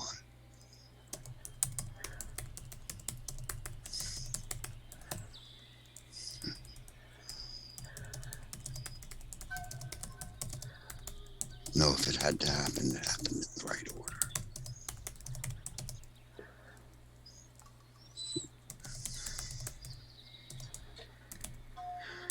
I don't even know now what she says.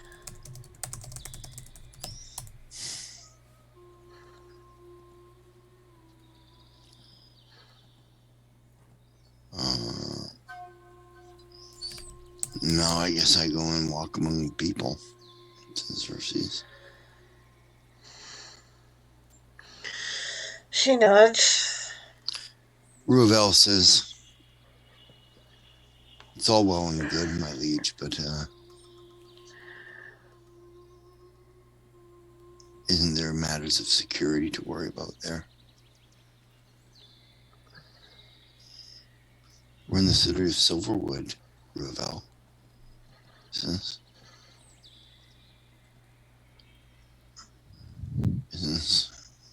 second most secure place in all of Telasia.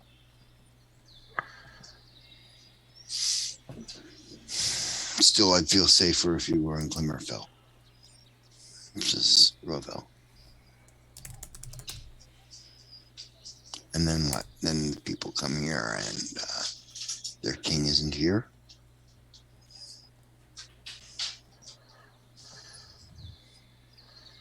Honestly, here might be better, says Von Mitten, because it is the second most secure, therefore the least likely place to look. You always look in the most secure place for the king in hiding, not the second most secure place. She's got a point, says Selmar. See, I knew you were my daughter, he says. Occasionally I are smart. I can even spell. Don't worry, it's highly overrated, he says. There are days when it is gratifying to just sit and play in the mud and eat worms. Yeah, I suppose it is. You should try it sometime. It's good for the soul. And the immune system.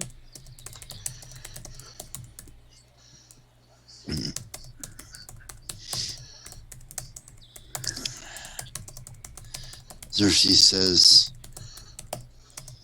what do we do, Mom, Ben?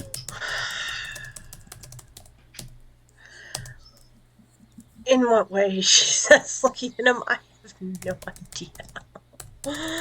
Says, well, I guess my career in the military is over. Yeah, I guess it's sort of gotta be, doesn't it? Yeah. Says, but I don't want to tie you down, he says. I don't want to ask you to come do this with me.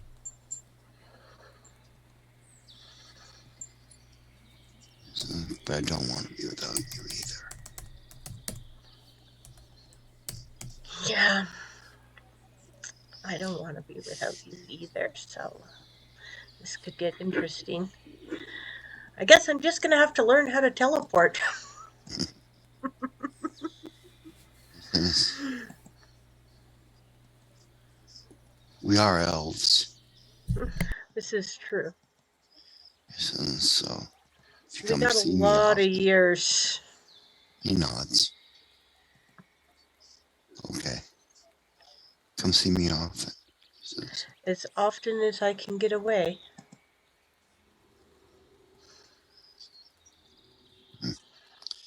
well, I guess we better go see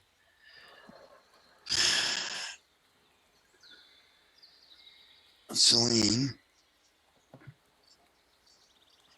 Yeah, she's apparently ranking person in the military at the moment here. Yeah. Yeah, She so, was gonna go and have beers, but then discovered, dope, you're in charge. Or she's in charge. She had the well fuck it look on her face. yeah. Well, let's go find her. Okay. Let us go ahead there.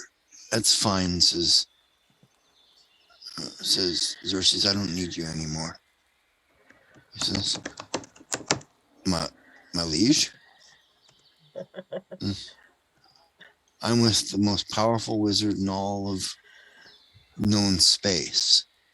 So if something happens to me, it's going to happen over his dead body. And you don't think that there's enough people watching him right now to make sure that nothing ever is going to happen to him?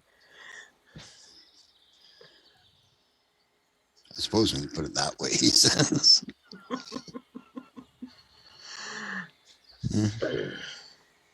Lonvin just chuckles. So take the night off. We'll go find something for it to be useful, my lord.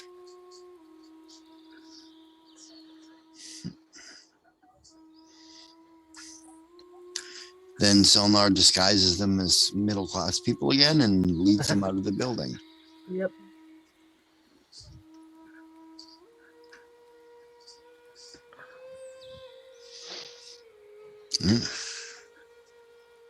And they go find Celine.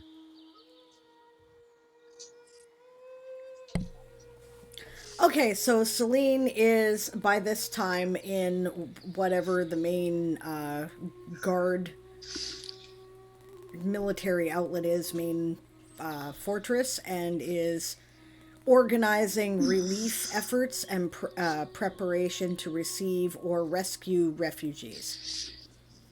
Right? She's also directing security of the city. She's receiving a report about the standard security measures. She's being informed that there is a magical defense web that is interwoven into the city that provides a lot of integrated protections, and she therefore asked for a list of what they are. Easy enough to provide, says Selnar coming in. I put them up. Okay. Cool, she says. What do you call the equivalent of miffles in this game? I did have a name for them. I think it was I think the word was enchantment web or something like that. Right? They're basically formed by, again, it comes down to crystal and star metal, right, and mithril, right, as the focus for various the various magic, and it's strategically placed on the outskirts of the city and the area that you're trying to protect. Is elven high magic protects this place. Do we have to worry about an imminent invasion? No. He says,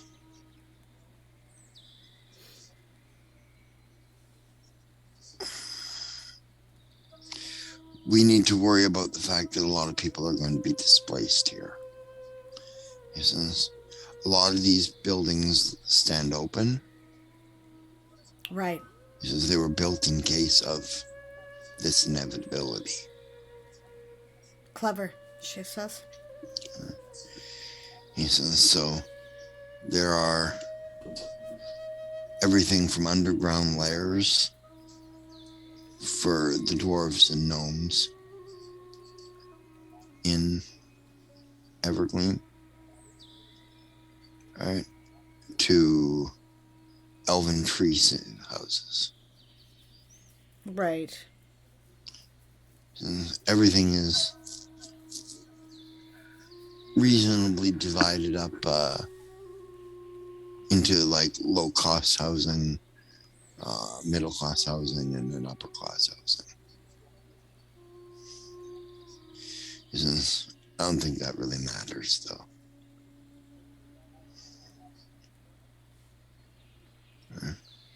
It's just that most people tend to stay in their own neighborhoods. Right. Right, so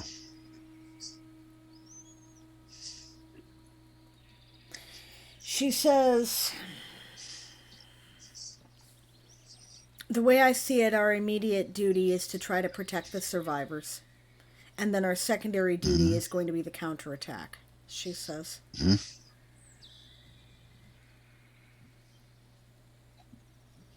We're also going to have to try to move people out of here. Once they've come here, they won't be able to stay here forever. No, the city won't house the entirety of Evergleam, he says. We're going to have to move them to some other stronghold of ours. He says Glimmerfell or Cimmerian. He goes, there's a portal to Cimmerian here. Does Cimmerian have room? Yeah, for some. I mean, we'll take on what we can, of course. Right, she says. He says. Oh. Am I back? Am I back by this point too? Sure. Go ahead, Matrima. Well, there might be space in Sotovus nearest, which is close to Cimarron as well. Where did Madrimlian come from, by the way? Yeah.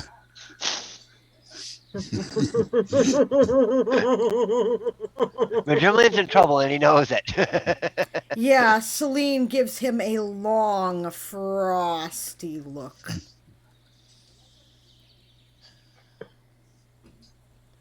I'm sorry, Mariama says. I didn't know he had other orders.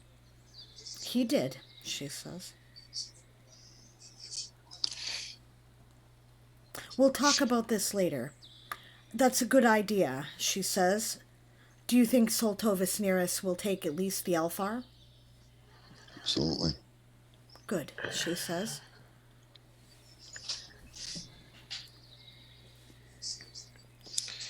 May I make a suggestion? Absolutely, she says.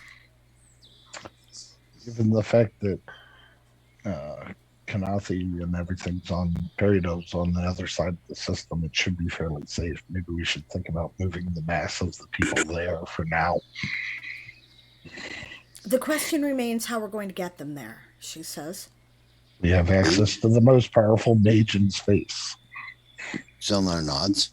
That is true, she says. I can open a gateway. Are there consequences for such things? No, it's just the consequences are is that I might startle people in Kanathi. So I would expect that Duke Mythicus would at least go ahead through the portal first and inform them of what's going on. Absolutely, Your Imperial Highness. He says, but it isn't a bad idea at all. He says, It'd be easier for people to get home that way. mm-hmm.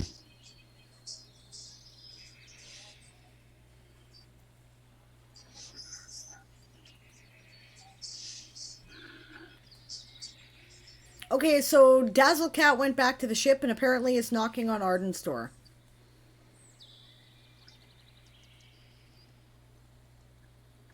If I know Arden, he didn't bother to go anywhere either. He just went right back to his room or his lab and started working on shit again.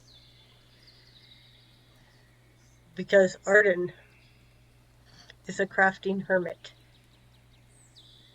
There are a few people who are in trouble here, incidentally.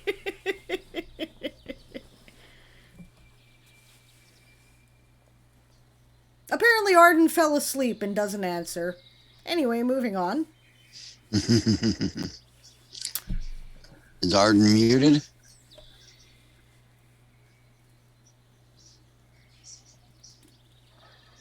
Arden. No.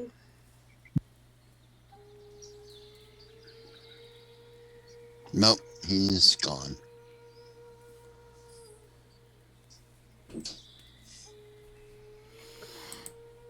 He's muted.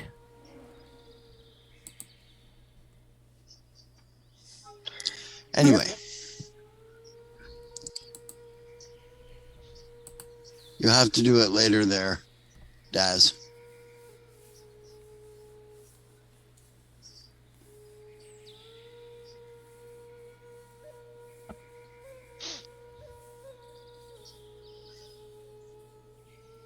Someone's phoning him.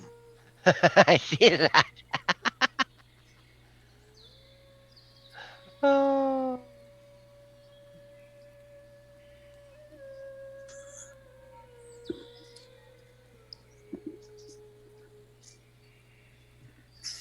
That's funny as hell, actually. Mm-hmm. There's Okay. a dog bugging me. Just wouldn't stop. Well, Daz Okay, is trying to get a that's hold of fine. In the future, I want the mic unmuted long enough for you to go, I'm sorry, the dog is bothering me. I will be with you in a minute. Okay. Okay. All right. Yep, Daz, you hear a knock on your door.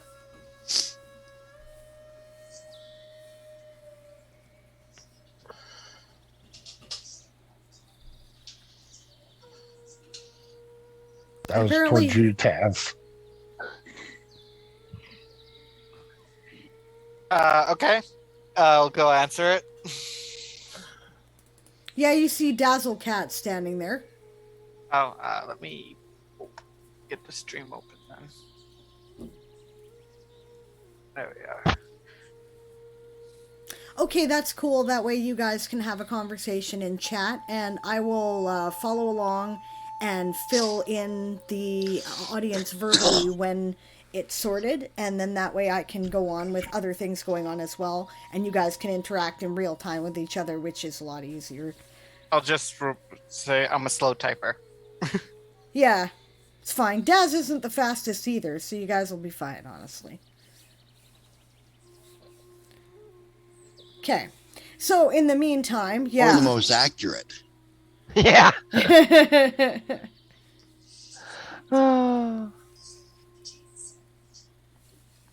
So at this point, it looks like people basically either split up to go help, or Celine will direct people to various, okay, so step one is we need to get the refugees safely inside the city. Let's create a plan for how to do that. She says we're going to have to search through the forest for them, and probably the other surrounding areas. Because I doubt all of them went this way.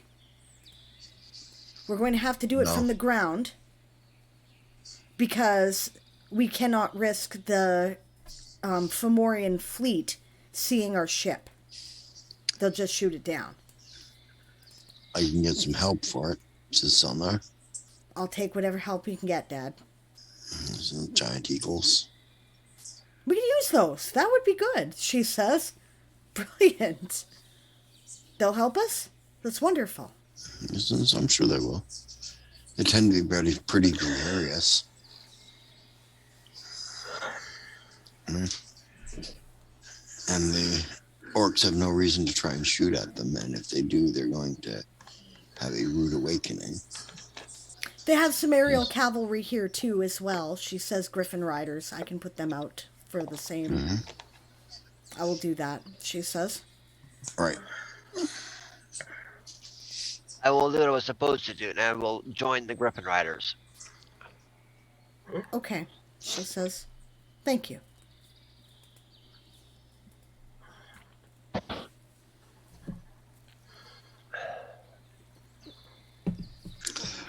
Now that we're alone, says Zonar, let me introduce you to your cousin Mariama. Of course, she says. He says, this is my brother Arak's daughter. Arak and Merlin? You've heard me talk about them before. You have, yeah, you have spoken of them.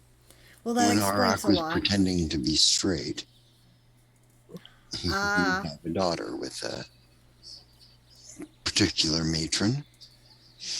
And this is she.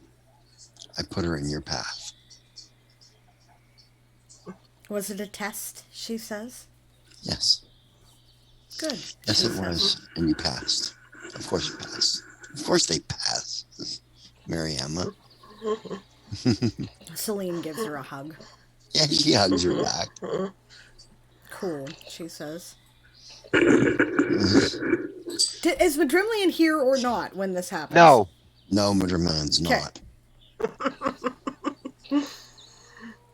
That's why She he waited says- till Madrimli went to join the Griffin Riders. She says, are you sure you want to get involved with Madrimlian? He's wonderful, but he's a scatterbrain, she says.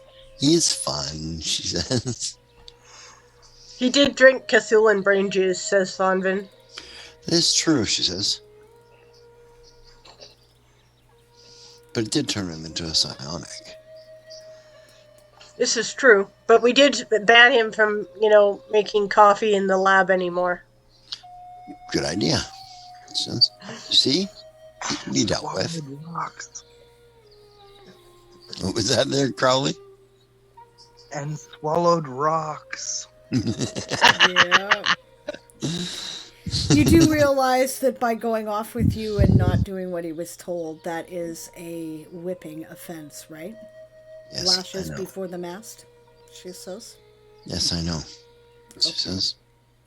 I honestly didn't realize he had other, and I seduced him. He knew, she says. He's been really rash lately, says Fonvin. He could have had leave, but he volunteered. I was depending on him to do it. I was very upset to find out that he hadn't. Of course, she says. Then I would like to take my part in that.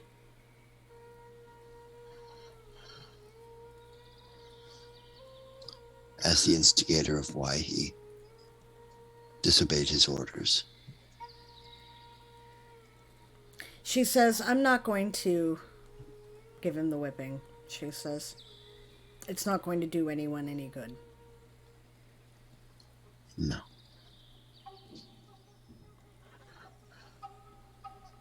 And quite frankly, we're all a little stunned at the moment, she says. She nods. She says, on the other hand, does he know that that's a whipping offense? Probably, she says. He's probably reminded of it now. He's read the same regs I have, she says. Then the reality is not the terror possibility is, she says. Reality won't scare him. Possibility will. If you let him think he's going to be whipped. She says, yeah, I know what you're saying, she says. It's all right. He knows what he did wrong, she says. I just wish he would consider the effects of his actions more before he does them. He would be an amazing officer if he did. He's so clever, she says.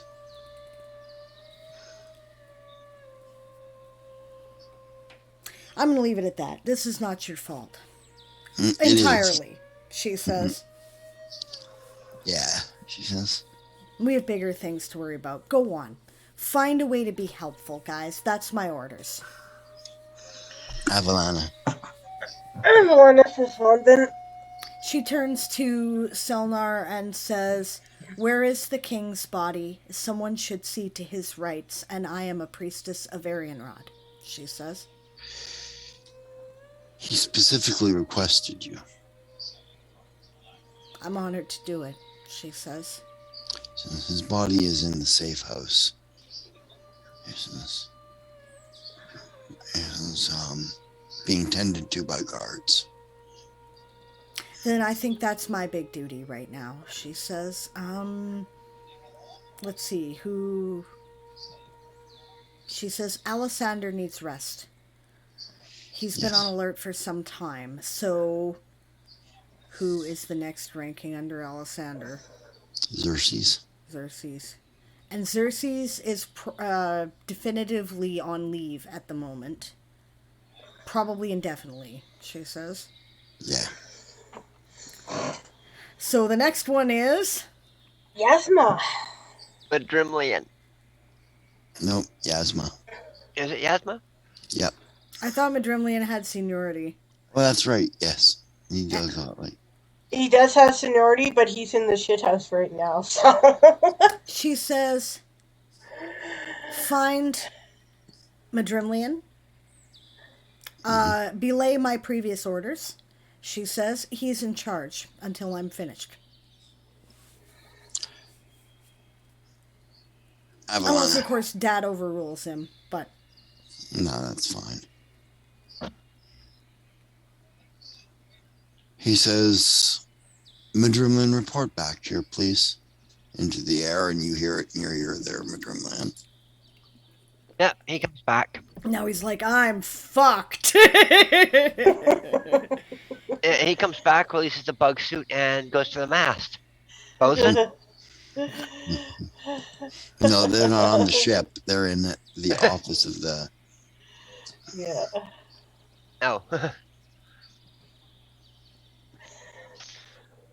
Okay, yep, it reports back.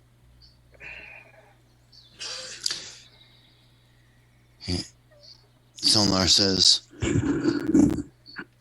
I need your captain for the funerary rites of the king. Right. And Alessander's been on duty for Too long. And About Xerxes 36 hours by my estimation, says Celine. Xerxes is off duty indefinitely. And next on the chain of command is you. You're in charge. Avalon. And come see us if you need any help. And don't be too proud to ask. I know how to reach you. Right. This is the current information I have on the current situation, she says, and she briefs him on numbers, who's doing what, where people are going in the current locations of the of Xerxes, Selnar and herself, where they're going to be. She introduces him to the captain of the local... They're a militia, right? They haven't really needed a lot of military here, but they do have a militia, and they have trained for exactly this. Right? So...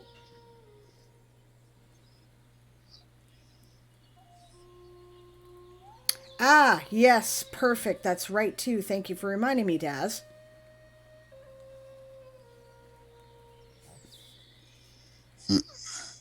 Is anyone there to give that to them? Has anyone handed that over? What's that? Nimlin has sketches and notes of the size of the enemy fleet. Yeah. But his name just escaped me. Druid. Alessander gave him to you when you came on board. That's right. Okay. Yeah. Oh, and she says, and here, Corporal Opalarber provided us this information about the enemy fleet. She says it's not going to have any immediate application other than to be aware of what we're looking out for, but it's going to be invaluable for the counterattack, she says. Avalana. I should be back in a few hours. You have the con, she says. Avalana. Yeah, I have the con. I have the con. Yeah, and she heads out. Yeah, Selnar nods and heads out with her. Right. Xerxes says, I think I'm going to go and find a bar. Says, You do that. Celine turns around, points at Xerxes and says, and you will take one of your royal guard with you. If you are not going to be where Selnar is, you will be with one of them. And don't make me pull rank on your ass to tell you that, she says. He smiles. He says, Avalana. Okay.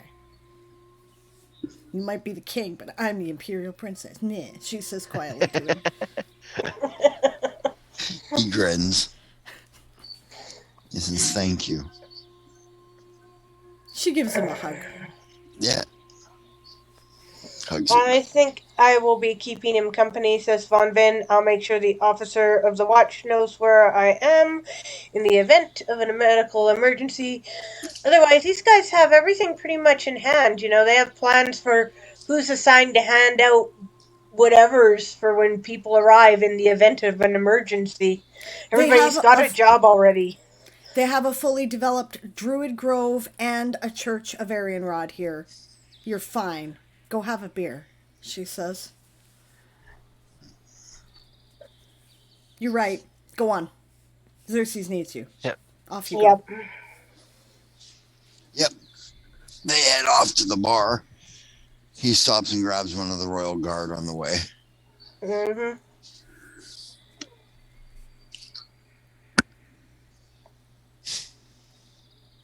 Hey, Aaron, I got a quick question. Okay. About the pistol and the rifles. Mm-hmm. They're both single shot, right? Yes and no. They have to be reloaded each time because they're like almost like a bolt action, Okay. right? Okay. But the stock comes off, and it's a cartridge of compressed air. Okay. Right? There's also an air pump that came with the rifles that goes with the unit. Right? Okay. So you pump and a bunch of extra stocks. Right? So each one fires 10 shots. Okay. And then you have to reload the cartridge. Right. So because of that, it can fire once per round, unlike normal firearms in this time, which can fire once every 2 rounds. Okay, so a faster load and fire speed. Right. Because you got no powder and wadding and stuff like that to load. Yeah, you just load your projectile and fire. Right. Okay. Well, me and Yazma spend most of the afternoon practicing with the rifles, and I take particular attention to working with the pistol. Mm-hmm.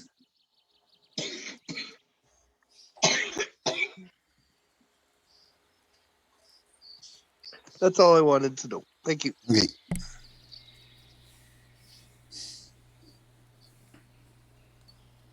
Okay, so there's no need to focus on anything that Celine is doing at this time since she is, with Selnar. She does funerary rites. Yep.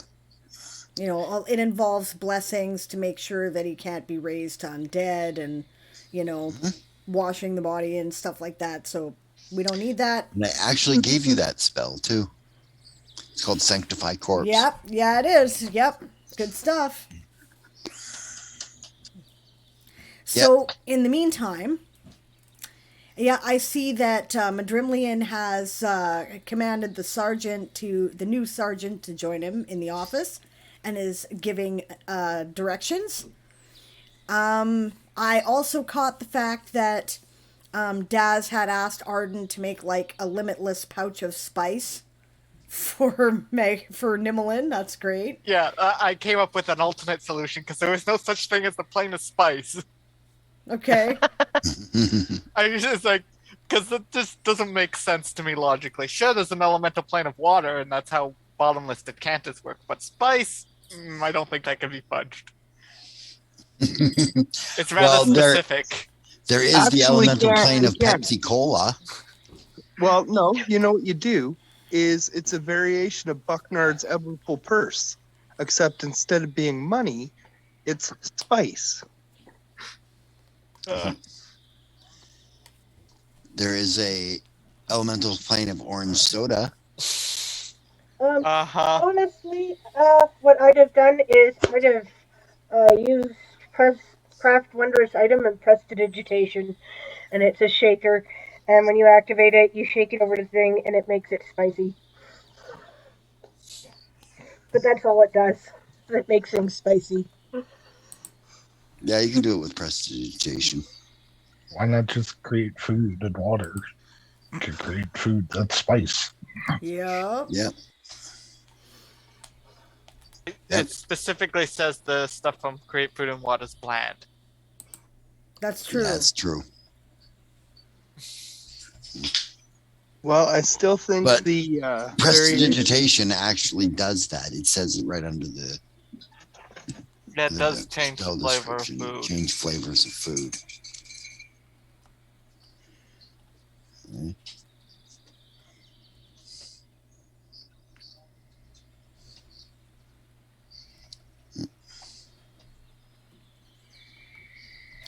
Okay,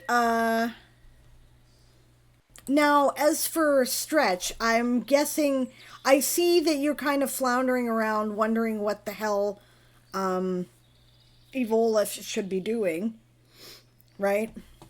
Remember that despite being the bosun, his primary duty is the protection of the princesses. I imagine that he is probably finding an excuse to be hanging around Yazma and Crowley at this point, since they're the only ones who are off on their own. Unless, of course, he is aware of the protection of the enchantment web of the city and Yes. trusts it. Yes. In which case, he might actually go over break. I don't know. Or he might be assisting the Griffin Riders and whatnot in finding refugees. He could be doing that if he wanted to.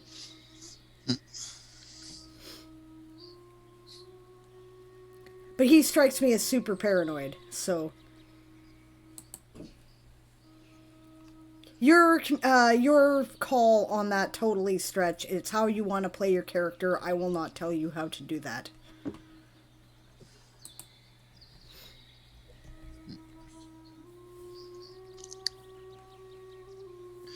I think this is a good place to put it up. We got about 10 minutes left or 15 minutes left.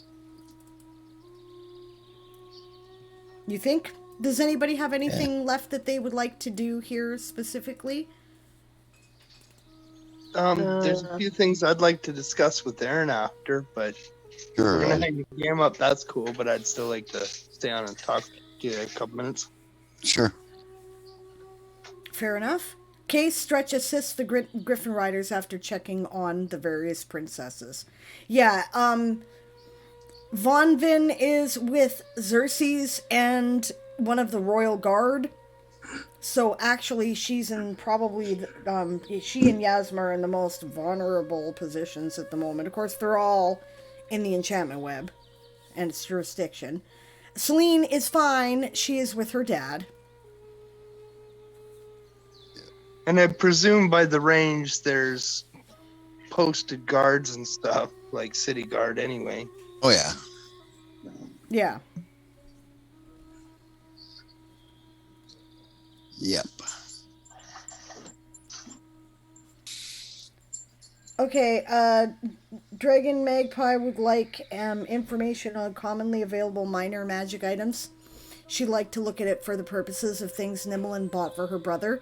You only had a chance to buy a couple of things before the news spread through the city about what had happened, and people basically closed the shops and devoted all their efforts towards preparing for the refugees. This is the whole reason the city exists. Everybody here knows their duty, and their duty is to see to, when a disaster like this happens, to be ready for it, right? So you did not get a chance to go on a massive shopping spree, any of you. No. I think she means in the past. Oh, yeah, from the week you had while you were sitting around and had nothing better to do? Yeah. Also, Aaron did do the magic items. Oh, yeah, I did do the magic items, guys. Are you going to hand them out? Yeah, I thought I'd do that right now. Let's do it. Okay. Yay! Unless anybody else has anything that they want to say specifically before we call the session.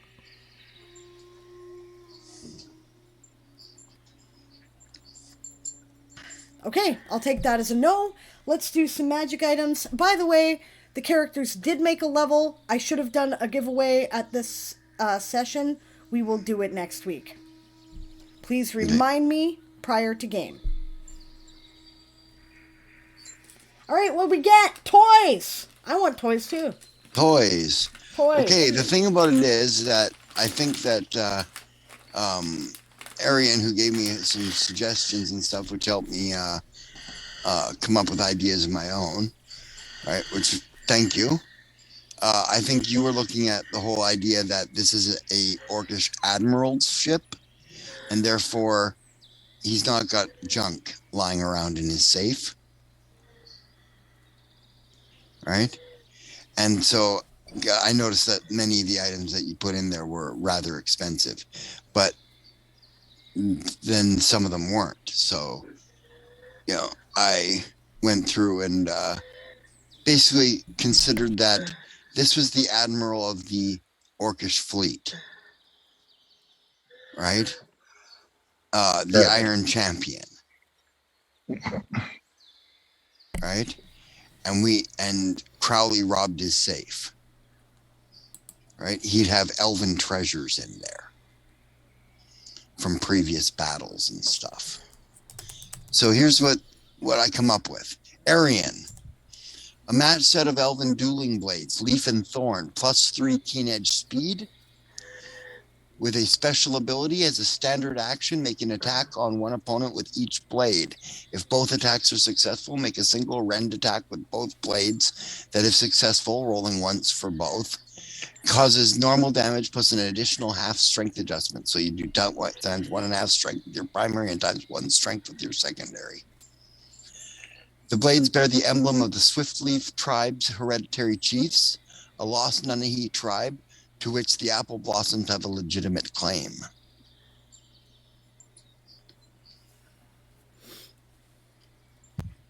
Okay. Okay? You want me to put that in chat or something? Can you shoot it to me in private Discord DM? Yep, Discord DM, it'll be sent to you. Arden. Yep.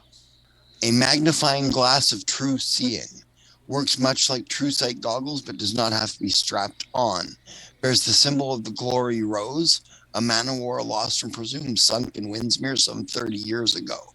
The glass also sheds light in a 15-foot radius that can be used and can use that light or any other ambient light that's there to create a moonbeam effect once per 24 hours. Okay, that's pretty cool, actually. I'm definitely gonna need that. Probably gonna need that later as well. Yep. Yeah, so Discord message him too. Yeah. Yeah. Celine, a mantle of Arianrod's faith. It's a mantle of faith of Arianrod, made of silver white Varg fur. Ooh. This particular design was worn by the Bitches of the Full Moon, a group of elven and human therianthropes who could change into elven vargs. While worn, the mantle allows the character to act as a werevarg, except for they are not contagious, never lose control, and are free to transform as natural therianthropes. Well. Aru. Werewolf in London. Yeah, werevarg. Yeah, well, yeah. Basically, elven vargs have all the size of an orcish varg and all the intelligence of a goblin one. Everyone's yelling, Skinwalker. Skinwalker. Yeah, pretty much. Land Selkie, says Dragon Magpie. Yeah, pretty much. Yeah. Crowley. Cool. An amulet of the Shadow Claw. What it does is all natural weapons of the user gain the magical and keen-edged qualities. Furthermore, the amulet grants a +3 sneak attack to the user, whether or not they have a natural sneak attack bonus. Nice. Nice. These are cool. Yazma. The Holy Blade of Kinte White Oak. A +3 keen, holy, Orcbane intelligent scimitar. Sweet. Allows the user to smite evil as a paladin to your level, but only useful against evil Fomorians, and detects evil Fomorians within 60 feet. Sweet.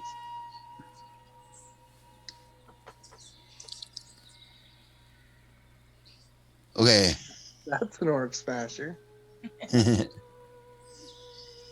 Madrimlian. Right? Psychoactive Skin of the Scion.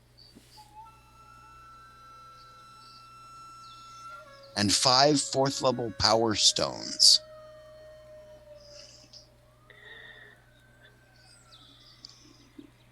Right? Madrimlian. Madrimlian? Yeah, I'm listening. Okay. Psychoactive Skin of the Scion gives you 7 power points and a basically spell resistance. It's called power resistance, but it works against spells too, of 21. Holy shit. Yeah. All right. The 5 4th level power stones give you 7 power points apiece.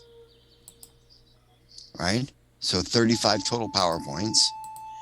And access to the 4th level powers Augur Dancer. Writing this down? Yeah, no, Okay, no, we'll no. write it down later. I'll send it to you in a thing. Yeah. Augur Dancer, Correspond, Mind Wipe, Psychic Reformation, and Trace Psychoport. Trace Psychoport. Ooh. Ooh.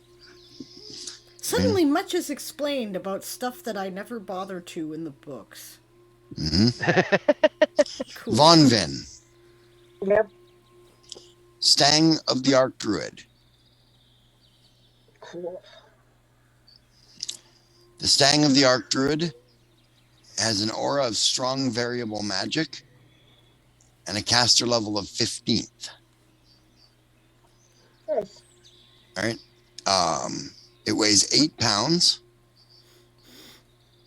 The Stang of the Archdruid is a powerful magic item in the hands of a druid or hunter.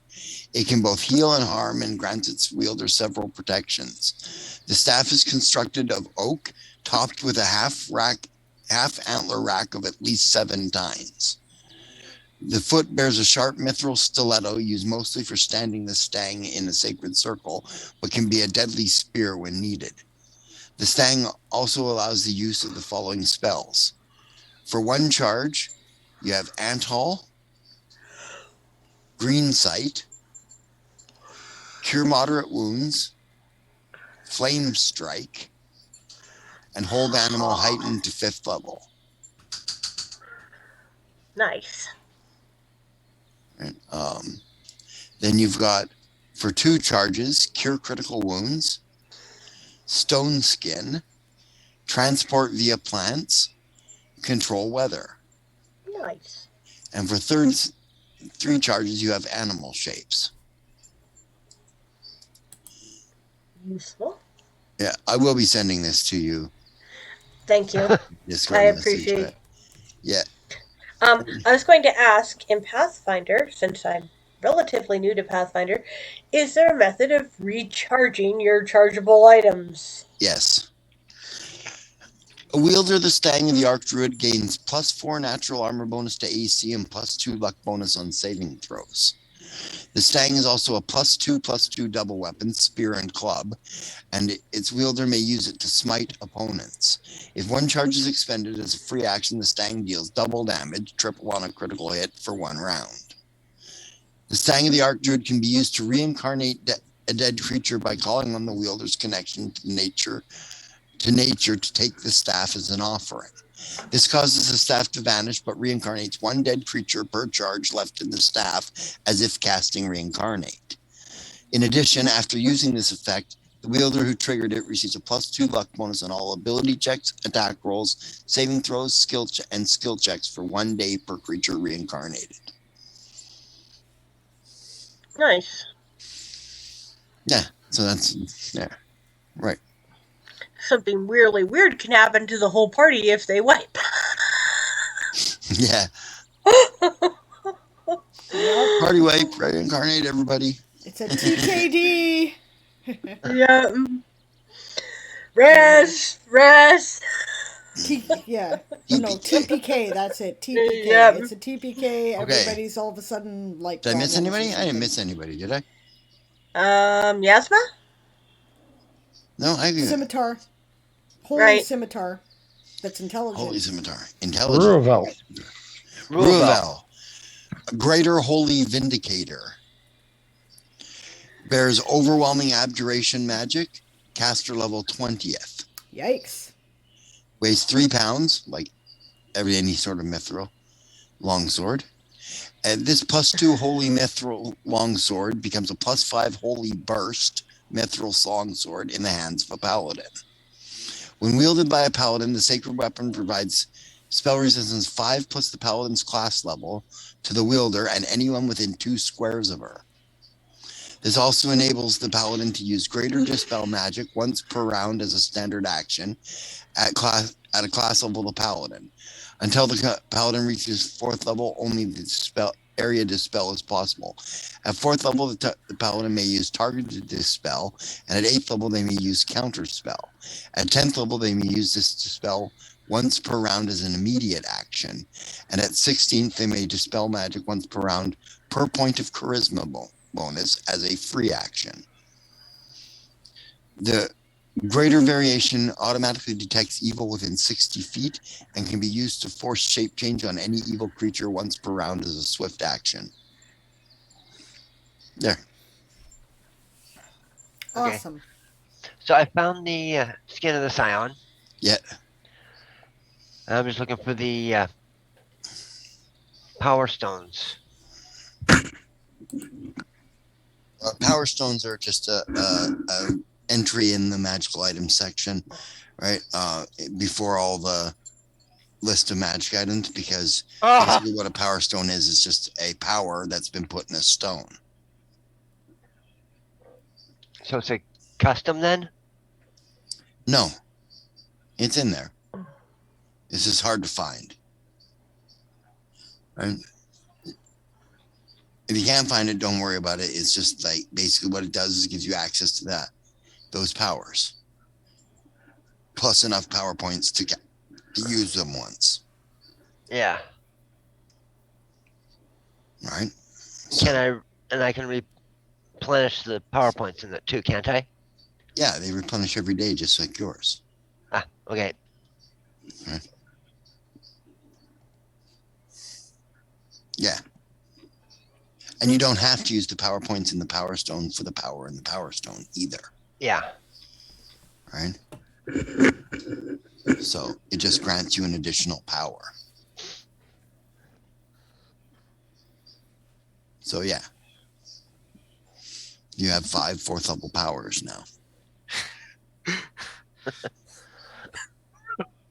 Cool.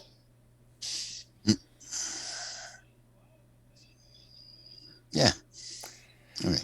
I saw that Stretch said that the bosun goes around and like double checks, not just physically, but are the princesses okay, right? And he kind of casually, just because I can just see how he does it, right? He's like, are you sure you're all right, ma'am?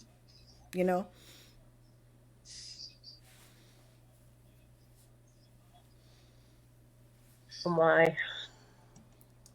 What? I said, oh my. Why is that oh my?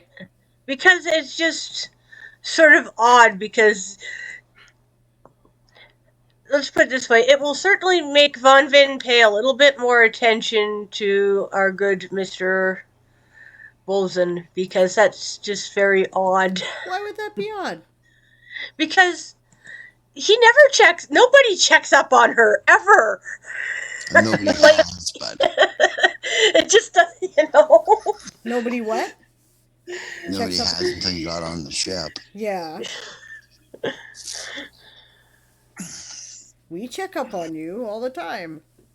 Yeah, but she's an ensign, right? Okay. Her sisters and her family, that's one thing, but the bosun randomly, who's never ever exchanged more than cursory words with her, double checking on her makes her go. He's a bosun. It's his job. It is his job. Yeah, I know, but still. Yeah. That's right. Bosun takes care of the crew. We're all a team. Yep. As for Celine, she wouldn't think anything special of it, except that she would smile at him and say, I can't say that I'm unaffected, but I'm going to be all right, she says. Oh God, Eli, no more space ghosts. Please, no more space ghosts. Yeah. Nimmelin needs no more space ghosts. Neither does Crowley. They had quite enough of the space ghosts. I'm good with a few more. Okay, so. Awesome there, Stretch. Duly noted. Yeah, and I guess that's it for tonight then, everyone. Thank you all so much for joining us. And, who shall we read? I've got Penny for a Tail up. Cool. And They were Coffee very Clothes. friendly last time we rated them. They were cool. We rated them I last have No week, Man didn't we? up too. Who? No Man. Don't know them. Gnome Anne. I don't... Oh, okay, I don't know her. Right. Have you seen her? Do you know... I mean, Oh, yeah. I like her handle. Yeah. See, they're doing Dungeons and Dragons. Oh, yeah, okay.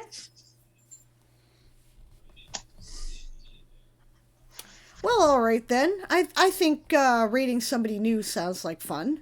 What do you guys think? They're playing Pathfinder 2. Well, there we go. Yeah. Always try the new evil. That's right. When choosing between two evils, choose the one you've never tried before. All right, so... It's spelled gnome underscore Anne, A-N-N-E. Gotcha. Okay, I'll put that in before we switch over to the end screen. Gnome underscore Anne, A-A-N, or A-N-N-E, you said. Yeah. Okay. Yeah.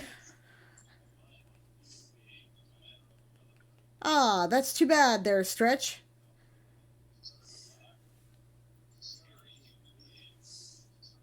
Stretch says I was going to appear on Penny for a Tale playing Call of Cthulhu, but the Keeper decided to do it on his personal channel instead. This was back when I was playing Call of Cthulhu on stream.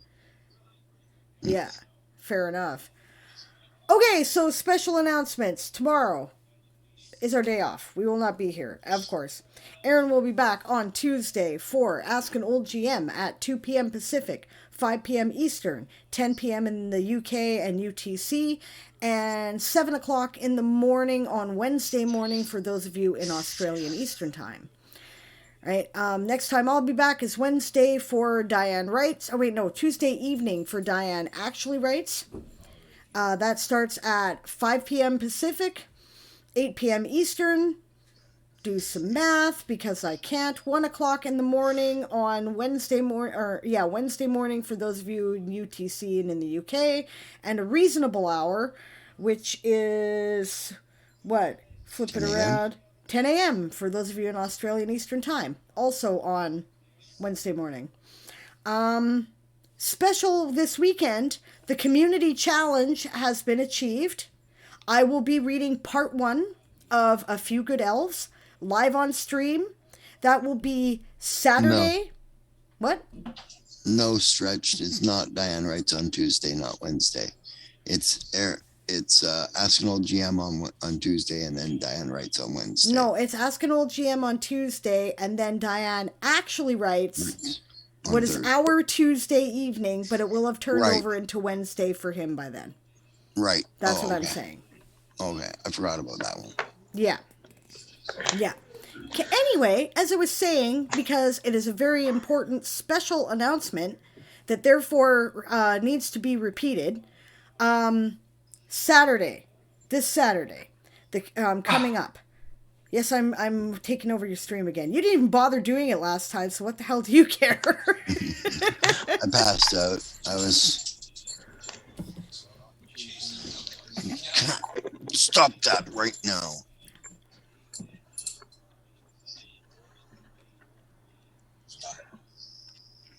That bench you were talking to? Yes. Okay, so then... Chasing cats. Now, this Saturday, 1 p.m. Pacific, 4 p.m. Eastern, what is that? At 9 p.m. UTC and in the UK, and 1 a.m., 1 p.m., add 5 hours. I guess that's 6 o'clock in the morning for those of you in Australian Eastern Time on Sunday morning. I will be reading part 1 of A Few Good Elves live on stream. It is a community challenge that you guys have successfully done. I don't know exactly how long it will take, but it's about 70 pages. I expect it will take at least 3 hours, and that's why it's starting at 1, not 2. And yeah, that's, if you'd like to hear the novel, that's where we'll be starting it. Once that's done, we'll be opening up the challenge for part 2. So if you've been curious, don't miss it. All right. Thanks, everyone, for joining us.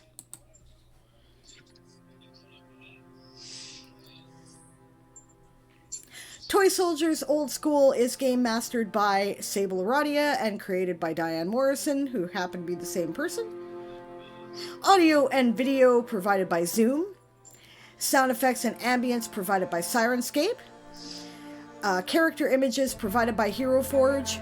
Music provided by White Sand. Check out his Patreon at patreon.com/whitesand. Mapping software provided by Campaign Cartographer 3+, World Spinner, and Incarnate with adaptations in Adobe Photoshop. Gaming software provided by Fantasy Grounds, Hero Lab, and World Anvil. Check out our campaign at www.worldanvil.com/w/Toy Soldier Saga. The Toy Soldier Saga is copyright 1995 by Diane Morrison, all rights reserved. We will see you later on in the week. Thanks for joining us. Thanks to our chat crew. You were awesome tonight. Let's go check out Gnome Anne and spread the love. When you get there, don't forget to shout, "Prepare to be boarded," because we are the Sable's privateers. And Eli invites you to join people in our Discord for a general, in the general channel for a voice chat, which you can find there. Have a good evening, morning, or afternoon, everyone, and we will see you again hopefully next week. Bye!